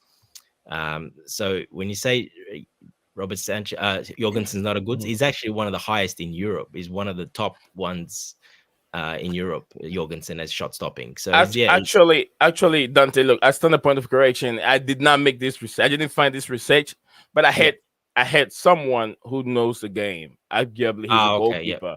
He was saying this, so I took it from him. There's only one that we found. There's only one weakness that we sort of found. Ball playing, he's much better. If you see him with the ball, what he can do with the ball. He did play as a defender when he was a bit young as well, Jorgensen. So hence the ball playing abilities and the comfortable passing. And the cup. Yeah. Dante, you understand this graphic very well. The long pass, what is the difference between the two of them in terms of long range passes? Long range passes. The problem I have with these stats with long range, I don't look at long passing much, because if a goalkeeper hits the ball long and the player on his team touches the ball first with his head or whatever, the part of the body, it's considered as a pass, effective pass, correct? Okay. Which is a bit stupid, because they're not really controlling. He's just hitting it in that area. So that's pretty much the same. That's with a lot of goalkeepers, to be honest, because that's why I don't look at that stat. It's hard to take that stat in consideration, because if their player touches the ball first, it's considered a successful pass in a way. So it's a pretty bad stat. I don't really look at it much. Then you could I only look at the short passes. That if the opponent gets the slightest little touch on it, then it's counted as unsuccessful, which could be harsh. Jumping, touching of your head considered. So it's stupid. It's not really. He's just putting it in that area. So it's basically a useless stat when I look. I mean, most of these keepers will put it in that area. If they got any decent ball playing ability, they'll put it in that area where they need to. They even consider in the preseason putting the balls out of play, complete target. They even consider some of them as an assist. We've seen that from Man City goalkeeper Edison, hooping the ball straight to the striker, and then from the striker back in the goal. He gets rewarded for giving an assist. I don't know, Maya. What do you think? Maya, are you there? No, I was asking does anyone know? I can't hear him very well. Maya, we can't hear you. You sound like you are in Mars right now. You're trying to install some of Elon Musk's satellites. Is that where you are? Wait, can you guys hear me now? Can you No. Yeah, it sounds No. like you moved from there to Jupiter. Did you move? How about now? Maya, reset yourself. We'll be right here, brother. We're not going anywhere. Big up to my Natural Lane 17, my Manchester United fan. Big up to you, my brother. I hope you're doing very well. It's nice to see you back. And if you have any updates regarding Manchester United, brother, share it with us on the That's a platform. United fan. Funny Yeah, that. let's bring Onana's stats up. Oh, Just quick though, right? If you guys can find Do it, you know, the do big you know to what's me. jokes, right? Don't worry about Bro, it. just think about this for a second, yeah? Man, you went from potentially signing Ugat to looking at signing Sander Berge.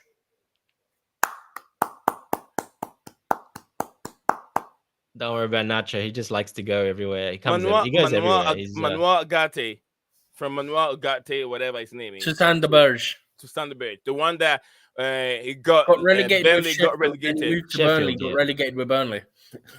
Oh my goodness, Manchester United. They've what a football club. I think don't that's understand. correct. I know he Look, was at Sheffield just at one point. McTominay is better than him. I'm glad we're talking about Manchester United for a bit. I love this. That's what I want. No, to, bro, it is a good point though change when the you think about subject it. a little bit.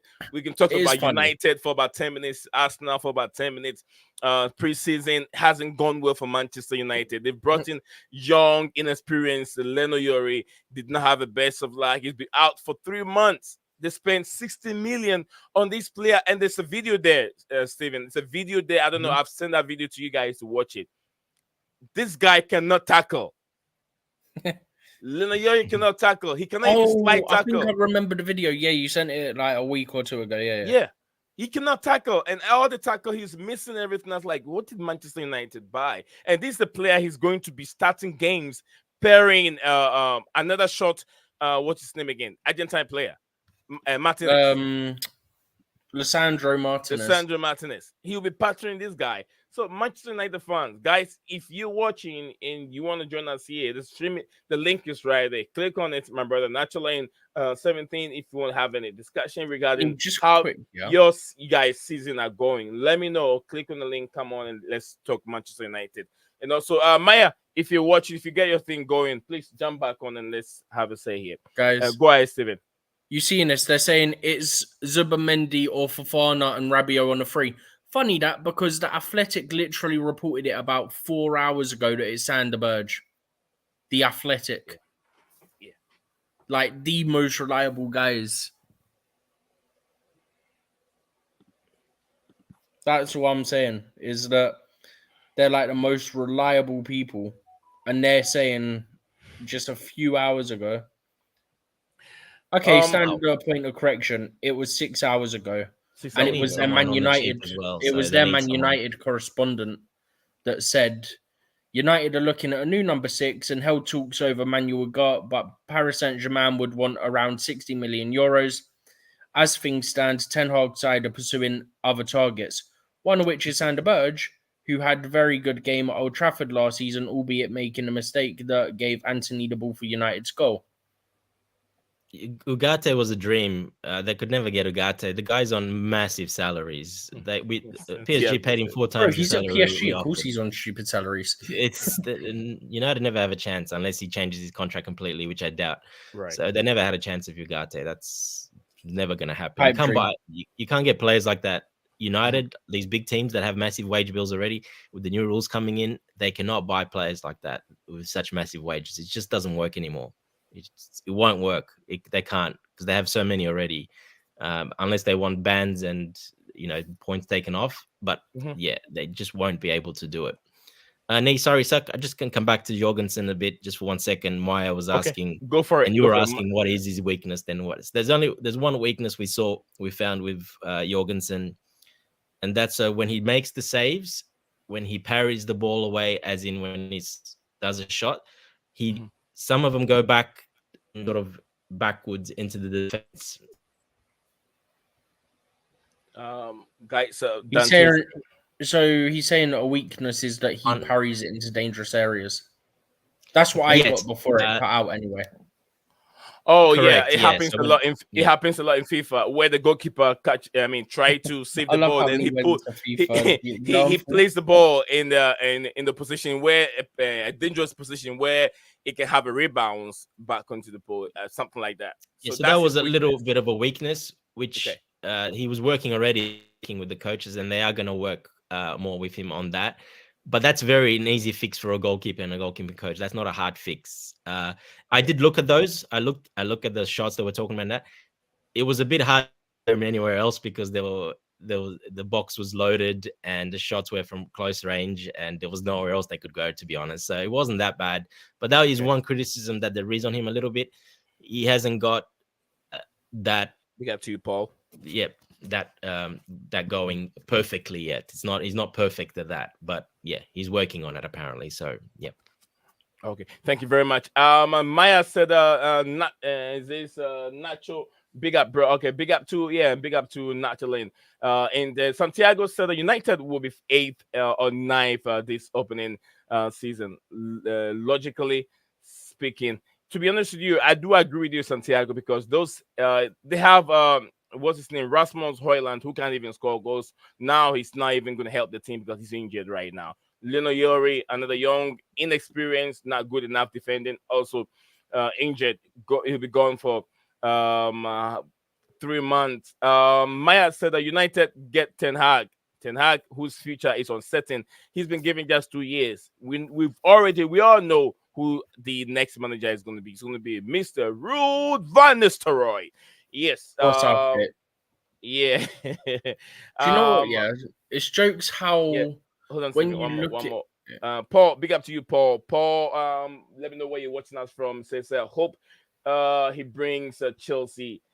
He brings Chelsea.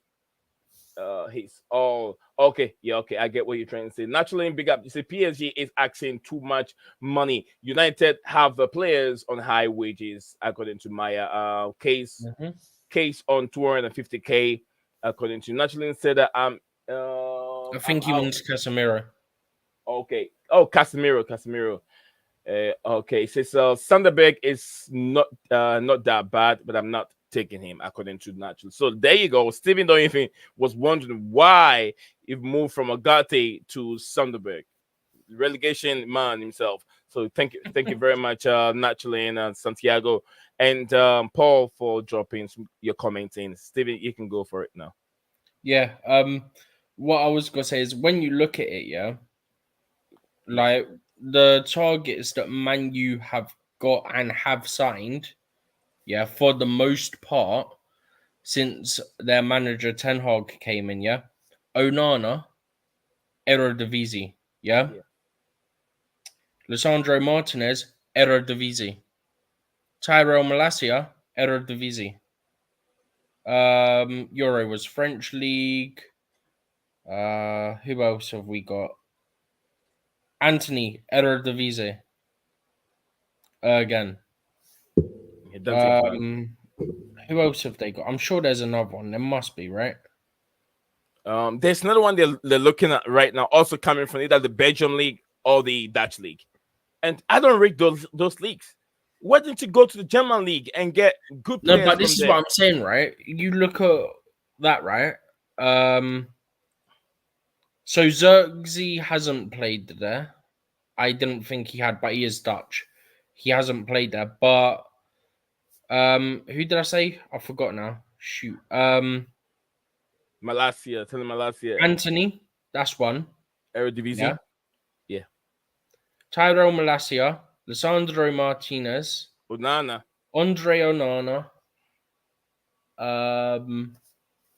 Bro, they got like 4 or 5 players under him that have come from the Eredivisie. He came from there, and then he's just gone. Oh, I just take this. Where's guy. Holland? Where's Rasmus coming from? Italy, Atalanta. Atalanta, okay. Dante, can you hear us now? Yeah, I've got you now. Sorry, I dropped out a couple of times there. I don't know what's happening. Sorry, brother. We all have that at times. Yeah, it's okay. It's StreamYard. It happens. Yeah. I don't know my internet's a bit slow this week. They're working on. They got works in the area. I got a message that this week they're working. So yeah, it's been pretty bad all week. All right, so guys, if you're watching us live, we're discussing Manchester United. What are the fans expecting from Erik ten Hag and Ruben Van Nistelrooy, who's assistant manager? What are they expecting from the football club? Apparently, there's been news on building a new stadium close to the old one, Old Trafford. People say, according to them, they believe that it's better to build a new one than to renovate it. And I don't know what Manchester United fans think. And I think this is the right time for Arsenal also to win the league, because Manchester City will have a lot of time to set themselves back again. Dante and Steven, let's talk a bit about, we've talked about Man United, Arsenal a bit. They're bringing in Calafiori, which people believe that that's the player that they lack or they need in that defense to keep them going, because we know that Thomas Partey sometimes in and out, injuries not helping him either. Gabriel Magalhaes also some injury problems. So Calafiori, good player. We saw him play in the just ended Euro 2024. Will he inclusion win the title for us now this season? I'll go. Unless Stephen, you need to go, or go for it, Dante. Okay, I'll go. Yep. Look, he's a great player. I liked him. He's a very good player. I was hoping we're getting him, but unfortunately, he obviously is unfortunately first. So that's fine. Where they are, obviously, that suited him better. So that's fine. Yeah, look, they needed a left back. They really needed a left back. That was massive for them to get. That was one area which they're very poor in. They weren't that good. It was a weakness. A lot of goals came from that right side from opposition. So, yeah, especially that he can invert as well. He's an inverted left back as well. It's a big, massive bonus. So they've got a player there. We'll see how he goes. In the Premier League. One little problem with him, when we talked about him quite a lot, I looked into him, is his injury record. He does get a lot of knocks. He gets about quite hard, but he does take a lot of knocks, as in, physical knocks, not really other type of injuries, because he does put himself about. And in the Premier League, that's up to another level. So he might have a little bit of adjusting to do to see how he plays. He could could be a problem. But other than that, they've got a great player. So, yeah, they're very strong there now. That was 100% a position they needed. The midfield still is a position they need. If they're going to get that Merino, if they've got him, I'm not sure if they got him over the line or not, Mikel Merino in the midfield, because they can't play Havertz there. That showed you last year doesn't really work. He needs to be a bit more forward, not quite there. And they still need a striker. Really, because if the other ones are going, they don't really have a good proper backup, sort of number two, or even proper number one, to be honest. Right winger, again, it's Saka. After Saka, there's nothing much behind Saka, to be honest. So they've still got a couple of things to do, but yeah, this is their year. If they don't win it this year, after the last couple of years and improving the team, and they're going to improve it more, well, then they'll never win it if they don't win it this year. So again, they're going all in. Calafiori, they want a couple of better players. Their wage is getting up there as well, their bill. So next year and that, they won't really be able to sign players like that anymore. So this is the year they need to get those players in, because a lot of them are coming up from new contract extensions as well. The younger guys they have. So they won't be able to spend big money on players anymore like that. Well, they didn't really spend too much on Calafiori, but you know what I mean, as in wages, it was quite high. And they won't be able to sign next year once that comes in. So this is the year they have to do it. They really need to win this year. It's this year or bust. So they really need to strengthen properly this year, because it's going to get very hard with the new rules coming in after that. And the young players up on contract extensions, and you hire much higher salaries. So it's going to be very difficult after that. They're in a good place. So that's that on Arsenal. Man United, not much to talk about really. They're trying to do a sort of mini rebuild. They're stuck with Klopp. We'll see what they do, what players they bring in. Sorry, not with Klopp, with Ten Hag. Ten Hag, yeah. We'll see what they do there. look, he's a good coach, but he's got problems as well. So he still hasn't played his style that he's known for. So I don't know what's going on there. We'll see how that goes. They need to really get their attack in order. Those players that have, especially right wing striker, they're not really good. They did sign a young guy up front, pretty talented young guy, but that's a bit of a risk. We don't know how that's going to go in the Premier League. So we'll see what happens. They've gone a bit of the Clear Lake route where they're getting more young players, lower wages, up and coming players. They're trying that. So we'll see what happens there. That looks like that's because, like I said, their wage bill is massive and it's going to get bigger. They've got players on massive wages there, so they need to tidy that up quite a bit. And looks like they started doing that already. So they're a bit in transition at the moment as well. Even though their coach has been there for a while, they're still in transition even after that.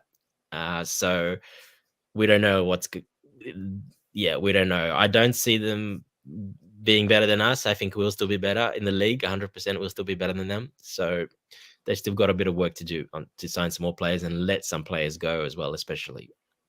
Thank you very much, Adante. We are discussing, we're just doing a summarized United season so far, and also Arsenal. Do they have the guard? Do they have their strength and equipment to be able to win the Premier League this season? I think if Arsenal wants to win it, this would be the right time. But Man City always get into different gears for, Arsenal. When Arsenal are on the verge of winning it, then Manchester City will arise again and cause so much damage to their season. But we hope If they lose Alvarez, it's everyone saying, he's a key player for them. He's not just a player. He's 30 goals, assists. He's not just a player. GA is not just a player. He was very important, and he hasn't played. He played the second most minutes in the team the last couple of seasons. He hasn't played. He's rubbish. He wants a much bigger salary. He wants raise. He wants to move. He probably wants to go back home. You never know. Or to a Spanish speaking country, warmer. A lot of them do that. They like that. And a little bit of a change. Some they want to change, but they all get big money when they move. So look, it's going to be a big hole. They need to fill that hole because they say, Oscar Bob, some of these, they're not quite ready. They're not Alvarez's. So that's a big hole. That's a big hole to fill for them. They will sign someone 100% because they're selling him for so much. They will buy a replacement, but it's still a big hole to fill. So Man City 100% Arsenal if they don't win it this year. With Man City losing a couple of players like that and not bringing in anyone yet, we'll see what happens there. I do agree. We'll see what will happen there, according to Dante. Mukwala said Chelsea has signed Osimhen. No, Chelsea hasn't signed Osimhen, my brother. Osimhen will take a heck of a money and deal and paperwork before we can get him to a Chelsea Football Club. Maya said, I don't trust that Calafiori guy, especially since he had a wonder season in Bologna. Maya said that they need a striker to Manchester United. They need a striker, which is 100% spot on. They really need a striker. But Steven is still here. Let me take Steven's few words on these two clubs. I think he spoke a lot about Manchester United. Arsenal before I can let him go. He's got some few stuff to do. Steven, where do Arsenal stand on this? Is it the time for them to clinch the Premier League trophy for over 20 years or more? I still don't think they're good at it. Like, realistically, they have a new Jesus, the guy that is deceiving people with his look, but he's not that great of a defender. The thing is, they got so close to the title. It took it to the last few weeks, the last couple of seasons, That team, I don't know if they can do it again. Like, I'm not even saying it because it's Arsenal. Like, that took a lot out of them last season. And then you've also had the summer where a lot of their players have been competing in America for Copa America and in, obviously, the Euros as well. Like, okay, City have had that as well, but City, I don't know how they manage to do it every year. Like, there's just something about them where they just always seem fresh every year. But I don't know. Arsenal, I thought wouldn't do it last year. I said wouldn't do it the year before. I don't think they do it this year either. I don't know. Maybe there's a team that people don't expect that are come into it, and maybe Arsenal end up third. But yeah, at the moment, I've still got City first for this season. But maybe someone finishes second that's not Arsenal. We'll have to see. Okay. So thank you very much, Stephen. I don't know how much more time we have with you, or is it time for you to? No, I got to hop off Okay. because I've not eaten in like 10 hours. Oh my goodness. Get yourself something to eat, and then Mhm. hopefully I'll catch you up on the other side. All right. Yeah. So, Thank you very much. Yeah. See ya. see you down there. Yes. Take You care, too. Steven. Yeah. I'm here with Mr. Dante. Yeah, the man from Australia, all the way in Australia. Beautiful place. My cousin lived there. Yeah. He just Yeah, even you said put up a last time. Yeah. yeah. He, when I saw the picture, I was like, Australia looks like Africa. The way they put the fence up. In Africa, everyone has a fence. Here in America, we don't. I don't have a fence in my house, and it's Depends where you just live, which state, and how rural he is, etc. It, yeah, yeah, Australia's a massive place. It's very beautiful all place. the cities are very different. Mhm. I'm down south, all the way down in Victoria, Melbourne, which is down Mhm. south, the furthest, pretty much south of this. Here, it's like Europe. It's very European. The cities are built like Europe. It doesn't have most like fencing like the other parts that I've seen on No, TV. no. No, That's more okay, north and okay. out west, where the hotter climates are, probably Mhm. a little bit. Here, no, it's more European here. It's a colder climate. It's a proper four-season climate here where I am. Mhm. But if you go to Sydney and Queensland and all the other states, Perth, they're all warm climates. It's like, here it's winter now in Australia, but yeah, and in Melbourne down here it gets to like 2 degrees, 1 degree, so it gets very cold. But most of the other states, it just gets to 11, 12 degrees, the coldest. That's it. Ooh. Some of the northern states, anything halfway up from Australia, doesn't get lower than like 15 degrees or 20 degrees at night. It's warm all year. It's like 28 degrees every day, every single day of the year. So 28 degrees. That is, it's kind of like a little cold, but not super oh no, cold. degrees Celsius. Celsius. Oh, I don't know if it's the Celsius. same in I was America. thinking of Yeah. Fahrenheit. I was thinking of Yeah, you're in Fahrenheit. Fahrenheit. I don't know Yeah, Fahrenheit. Sorry. Yeah, degrees Celsius. I'm thinking about. Yes, yeah. it's But yeah, tropical climate. Most of Australia is tropical, but the south is like without snow, but proper four seasons. Because we're close to how often do you guys Antarctica get here, snow? so. How often do you get snow? We do have so 3 hours away. There is a couple of big mountains where there is some ski resorts, and we have snow 2 months a year. 2 months a year. Yeah, it's ridiculous over here in where I live. Not all America, but here in Michigan, snow is.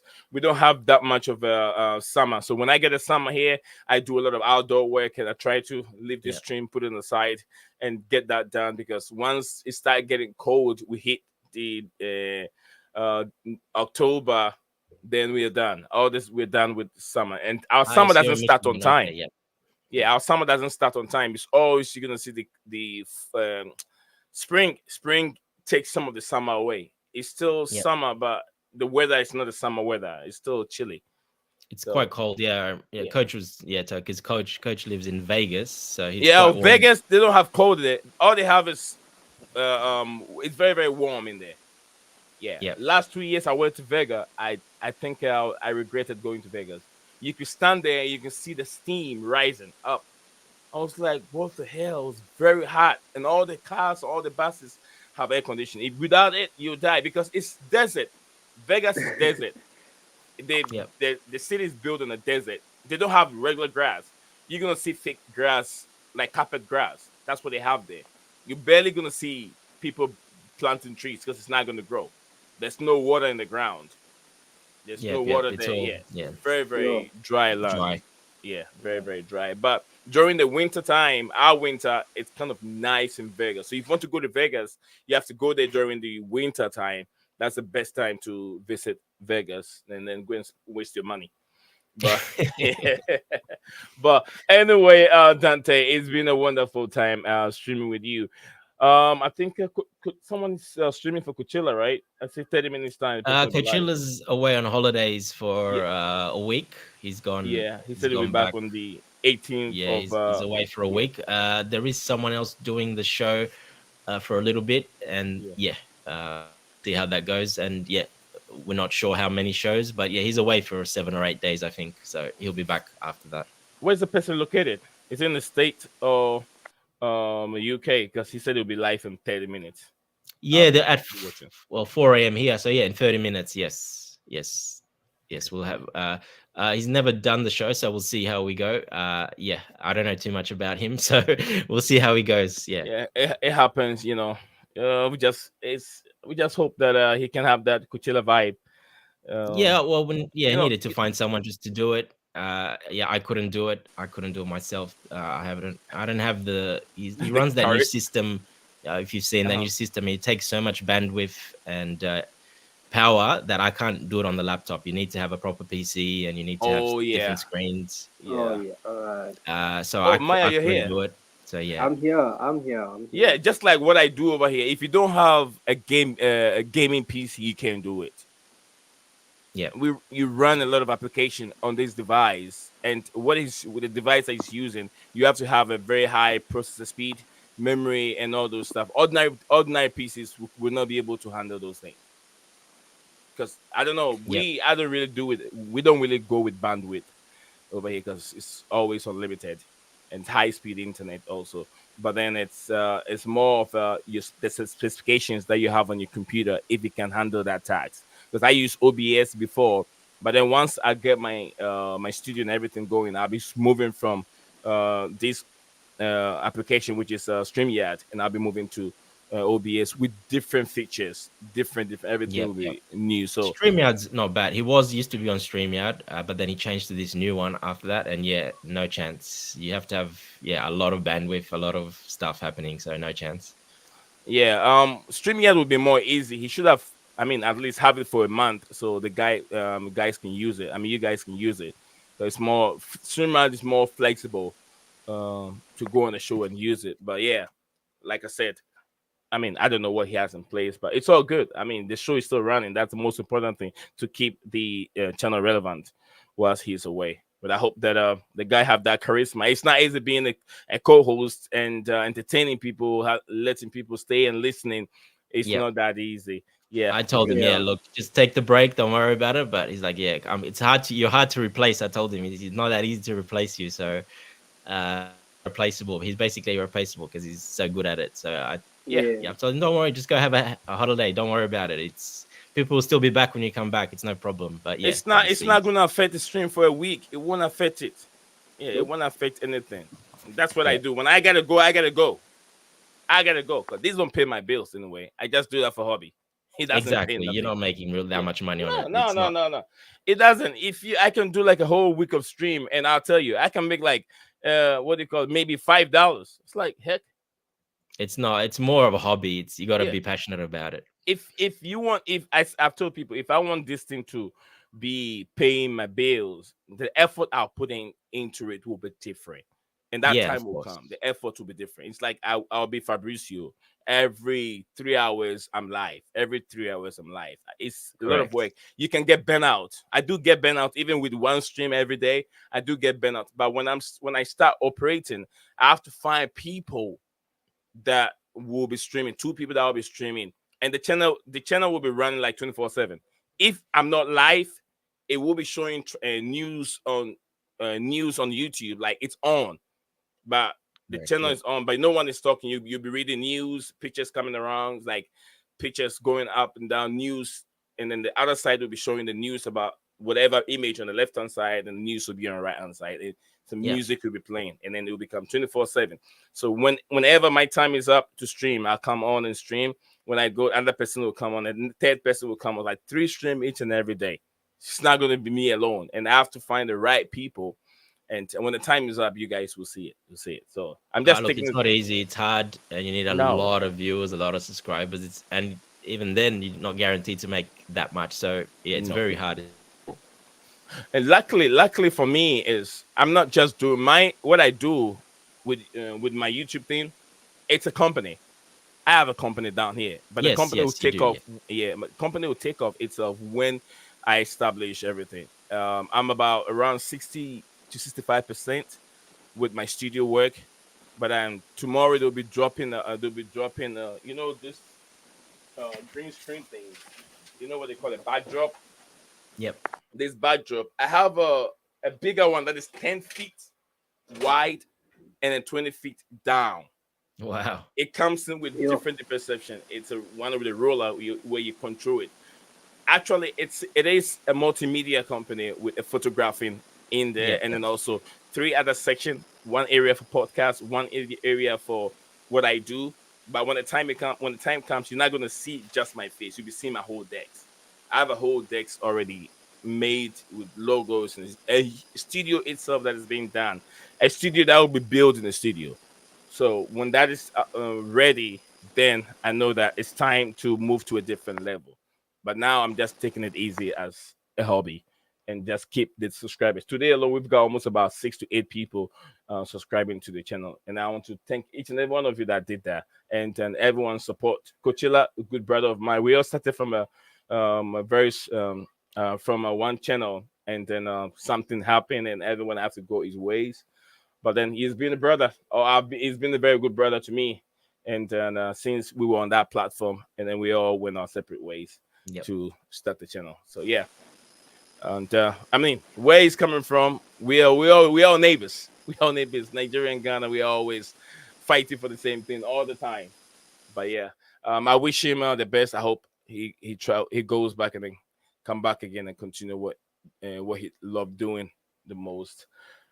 But then, CFC Dante, thank you very much, my brother, for your support and helping out for the day. I appreciate it. Thank you, Nee. You're welcome. You remember anytime I don't have any I haven't created any other would I say group, but if you see me streaming and you want to join, brother, and have a say, I'm there. I'm always there wait, does he have for you. disco? Oh, Maya, you're still there. What Does he was have that, Maya? disco? Discord? Does Dance have disco? No, it doesn't. I No. don't think he has Discord. He doesn't. That he Alright. doesn't. He's on. But He's on X. You yeah, I'm can on find X. him Yeah, you CFC know I'm on Dante. X. oh, you find it on X because normally Yeah, he posts on X. yeah. He posts stuff on X and Yeah, he retweets some stuff. yes. I All don't right. really post much on X. I've got nearly 3,000 followers, but I don't really post. I mostly go to comment on stuff, but I don't really post. I haven't really got into it yet. I'm letting it grow a little bit, and then I'll see what I do with it. But yeah, nothing yet really. It's just Hey, just a bit this of a guy hobby. just this guy just tweeted again 2 minutes ago. It's like something that we've already heard, and this is what he tweeted: Fabrizio Romano, Atletico Madrid and Chelsea are preparing to sell Conor Gallagher, and then Samu Omorodion deals now. While while they wait for Julian Alvarez to agree on personal terms Well, with this is what they So, do Atletico. need. It's hey, not the This is what same makes thing. them it's the makes same money. thing. It just makes money there. It makes money. It's a little bit of an update for people as well, just to keep it going. But yeah, that's just the system it is. Unfortunately, they repeat. That's what happens. It's like he's repeating the same news again. Okay. All right, guys. Maya, thank you very much, my brother, for coming on. Also, if you have a few words you want to drop it before we hang up, go for it, brother. Um, yeah, it is what it is. But like I said, we just need to trust our manager, and yeah, because that's he's our gaff at the end of the day. You know, even if you get it wrong, I'll still trust him. But yeah, that's my take. But anyways, yeah, big up guys. Thank you for having me on the platform, man. Yeah, enjoy the day, guys. Yeah, well Maya, said, thank you Maya. very Big up. much. You own it. Let me hear what Dante will have to say regarding Chelsea before we Exactly, wrap up. pretty much what Maya said. Just back the manager, back the players. Don't make judgments before anything happens. Too many fans, unfortunately, too quick to make judgments. Just wait, let it happen, and look, judgment will come if he's good enough. If he can do it or not, we'll see that throughout the season. So just back him, back your manager, and back the club till we see exactly more. That's what develops. Thank you very much, Dante. I'll also say the same thing. Guys, trust the process. Arsenal brought in an experienced manager like Arteta. They trust in the process. They believe in him. They bought the players to support what Arteta is trying to achieve at Arsenal Football Club. And we've seen, would I say, dividends, would I say, results that it's putting up. 2 times being second, placing second in the Premier League. It's not that easy from an inexperienced Arteta who had never managed any team before by being assistant for Pep Guardiola. But yet we have a manager who have managed in a division championship and won the trophy and promoted the team Leicester City back to the Premier League. That is alone experience, and also being able to learn from renowned, experienced managers like Pellegrini, Don Carlo Ancelotti, and Pep Guardiola gain more experience. So we have a good manager that we can all trust into. So trust in the process, like I said, Santiago said, big up, folks. Omorodion will surprise people. Go Blues. Thank you very much, Santiago. Thank you very much for your support and for this channel. The crew, Natchaline, thank you very much. Maya himself, Paul, as I think Bali is the name. Then I want to love you forever. Who came on and say, Coachella, wherever you are, may God be with you. I want to love you. I said his name, Stephen G, my brother himself. Then like Makeem, Dante, everyone, the crew, thank you very much. If I miss your name, I'm the only just human. I always say, Lil Desperados, hang on with hope. We'll be back again. Deep Rains, a bit late, but it's always I'm still showing up, but it's okay, Deep Rains. This is a big up moderator. What is special about Omorodion? He wants to know. He wants to know what's so special about Omorodion. A little raw, but maybe with the help rewind of back 40 minutes or so, and you'll see. yeah. Yeah. Yeah, Deep Brains, you're late. You I'm should keep sorry, your bell guys. notification icon active, so whenever we go live, you can join in right away. We took literally almost about half an hour talking about Omorodion, the situation right now. We talk about his quality, weaknesses, and stuff like that. So if you rewind it, go back in. That will even help the channel. Watch it for almost about 20-15 minutes. Let's get that time. Spend that time to watch it. And you can hear what I said, what Dante said, what Maya said, and what Steven said regarding that deal. So guys, enjoy the rest of the day and have a good day. Bye-bye. Take care, everyone. Take care. What's up, guys? Welcome back to Blueclouds TV.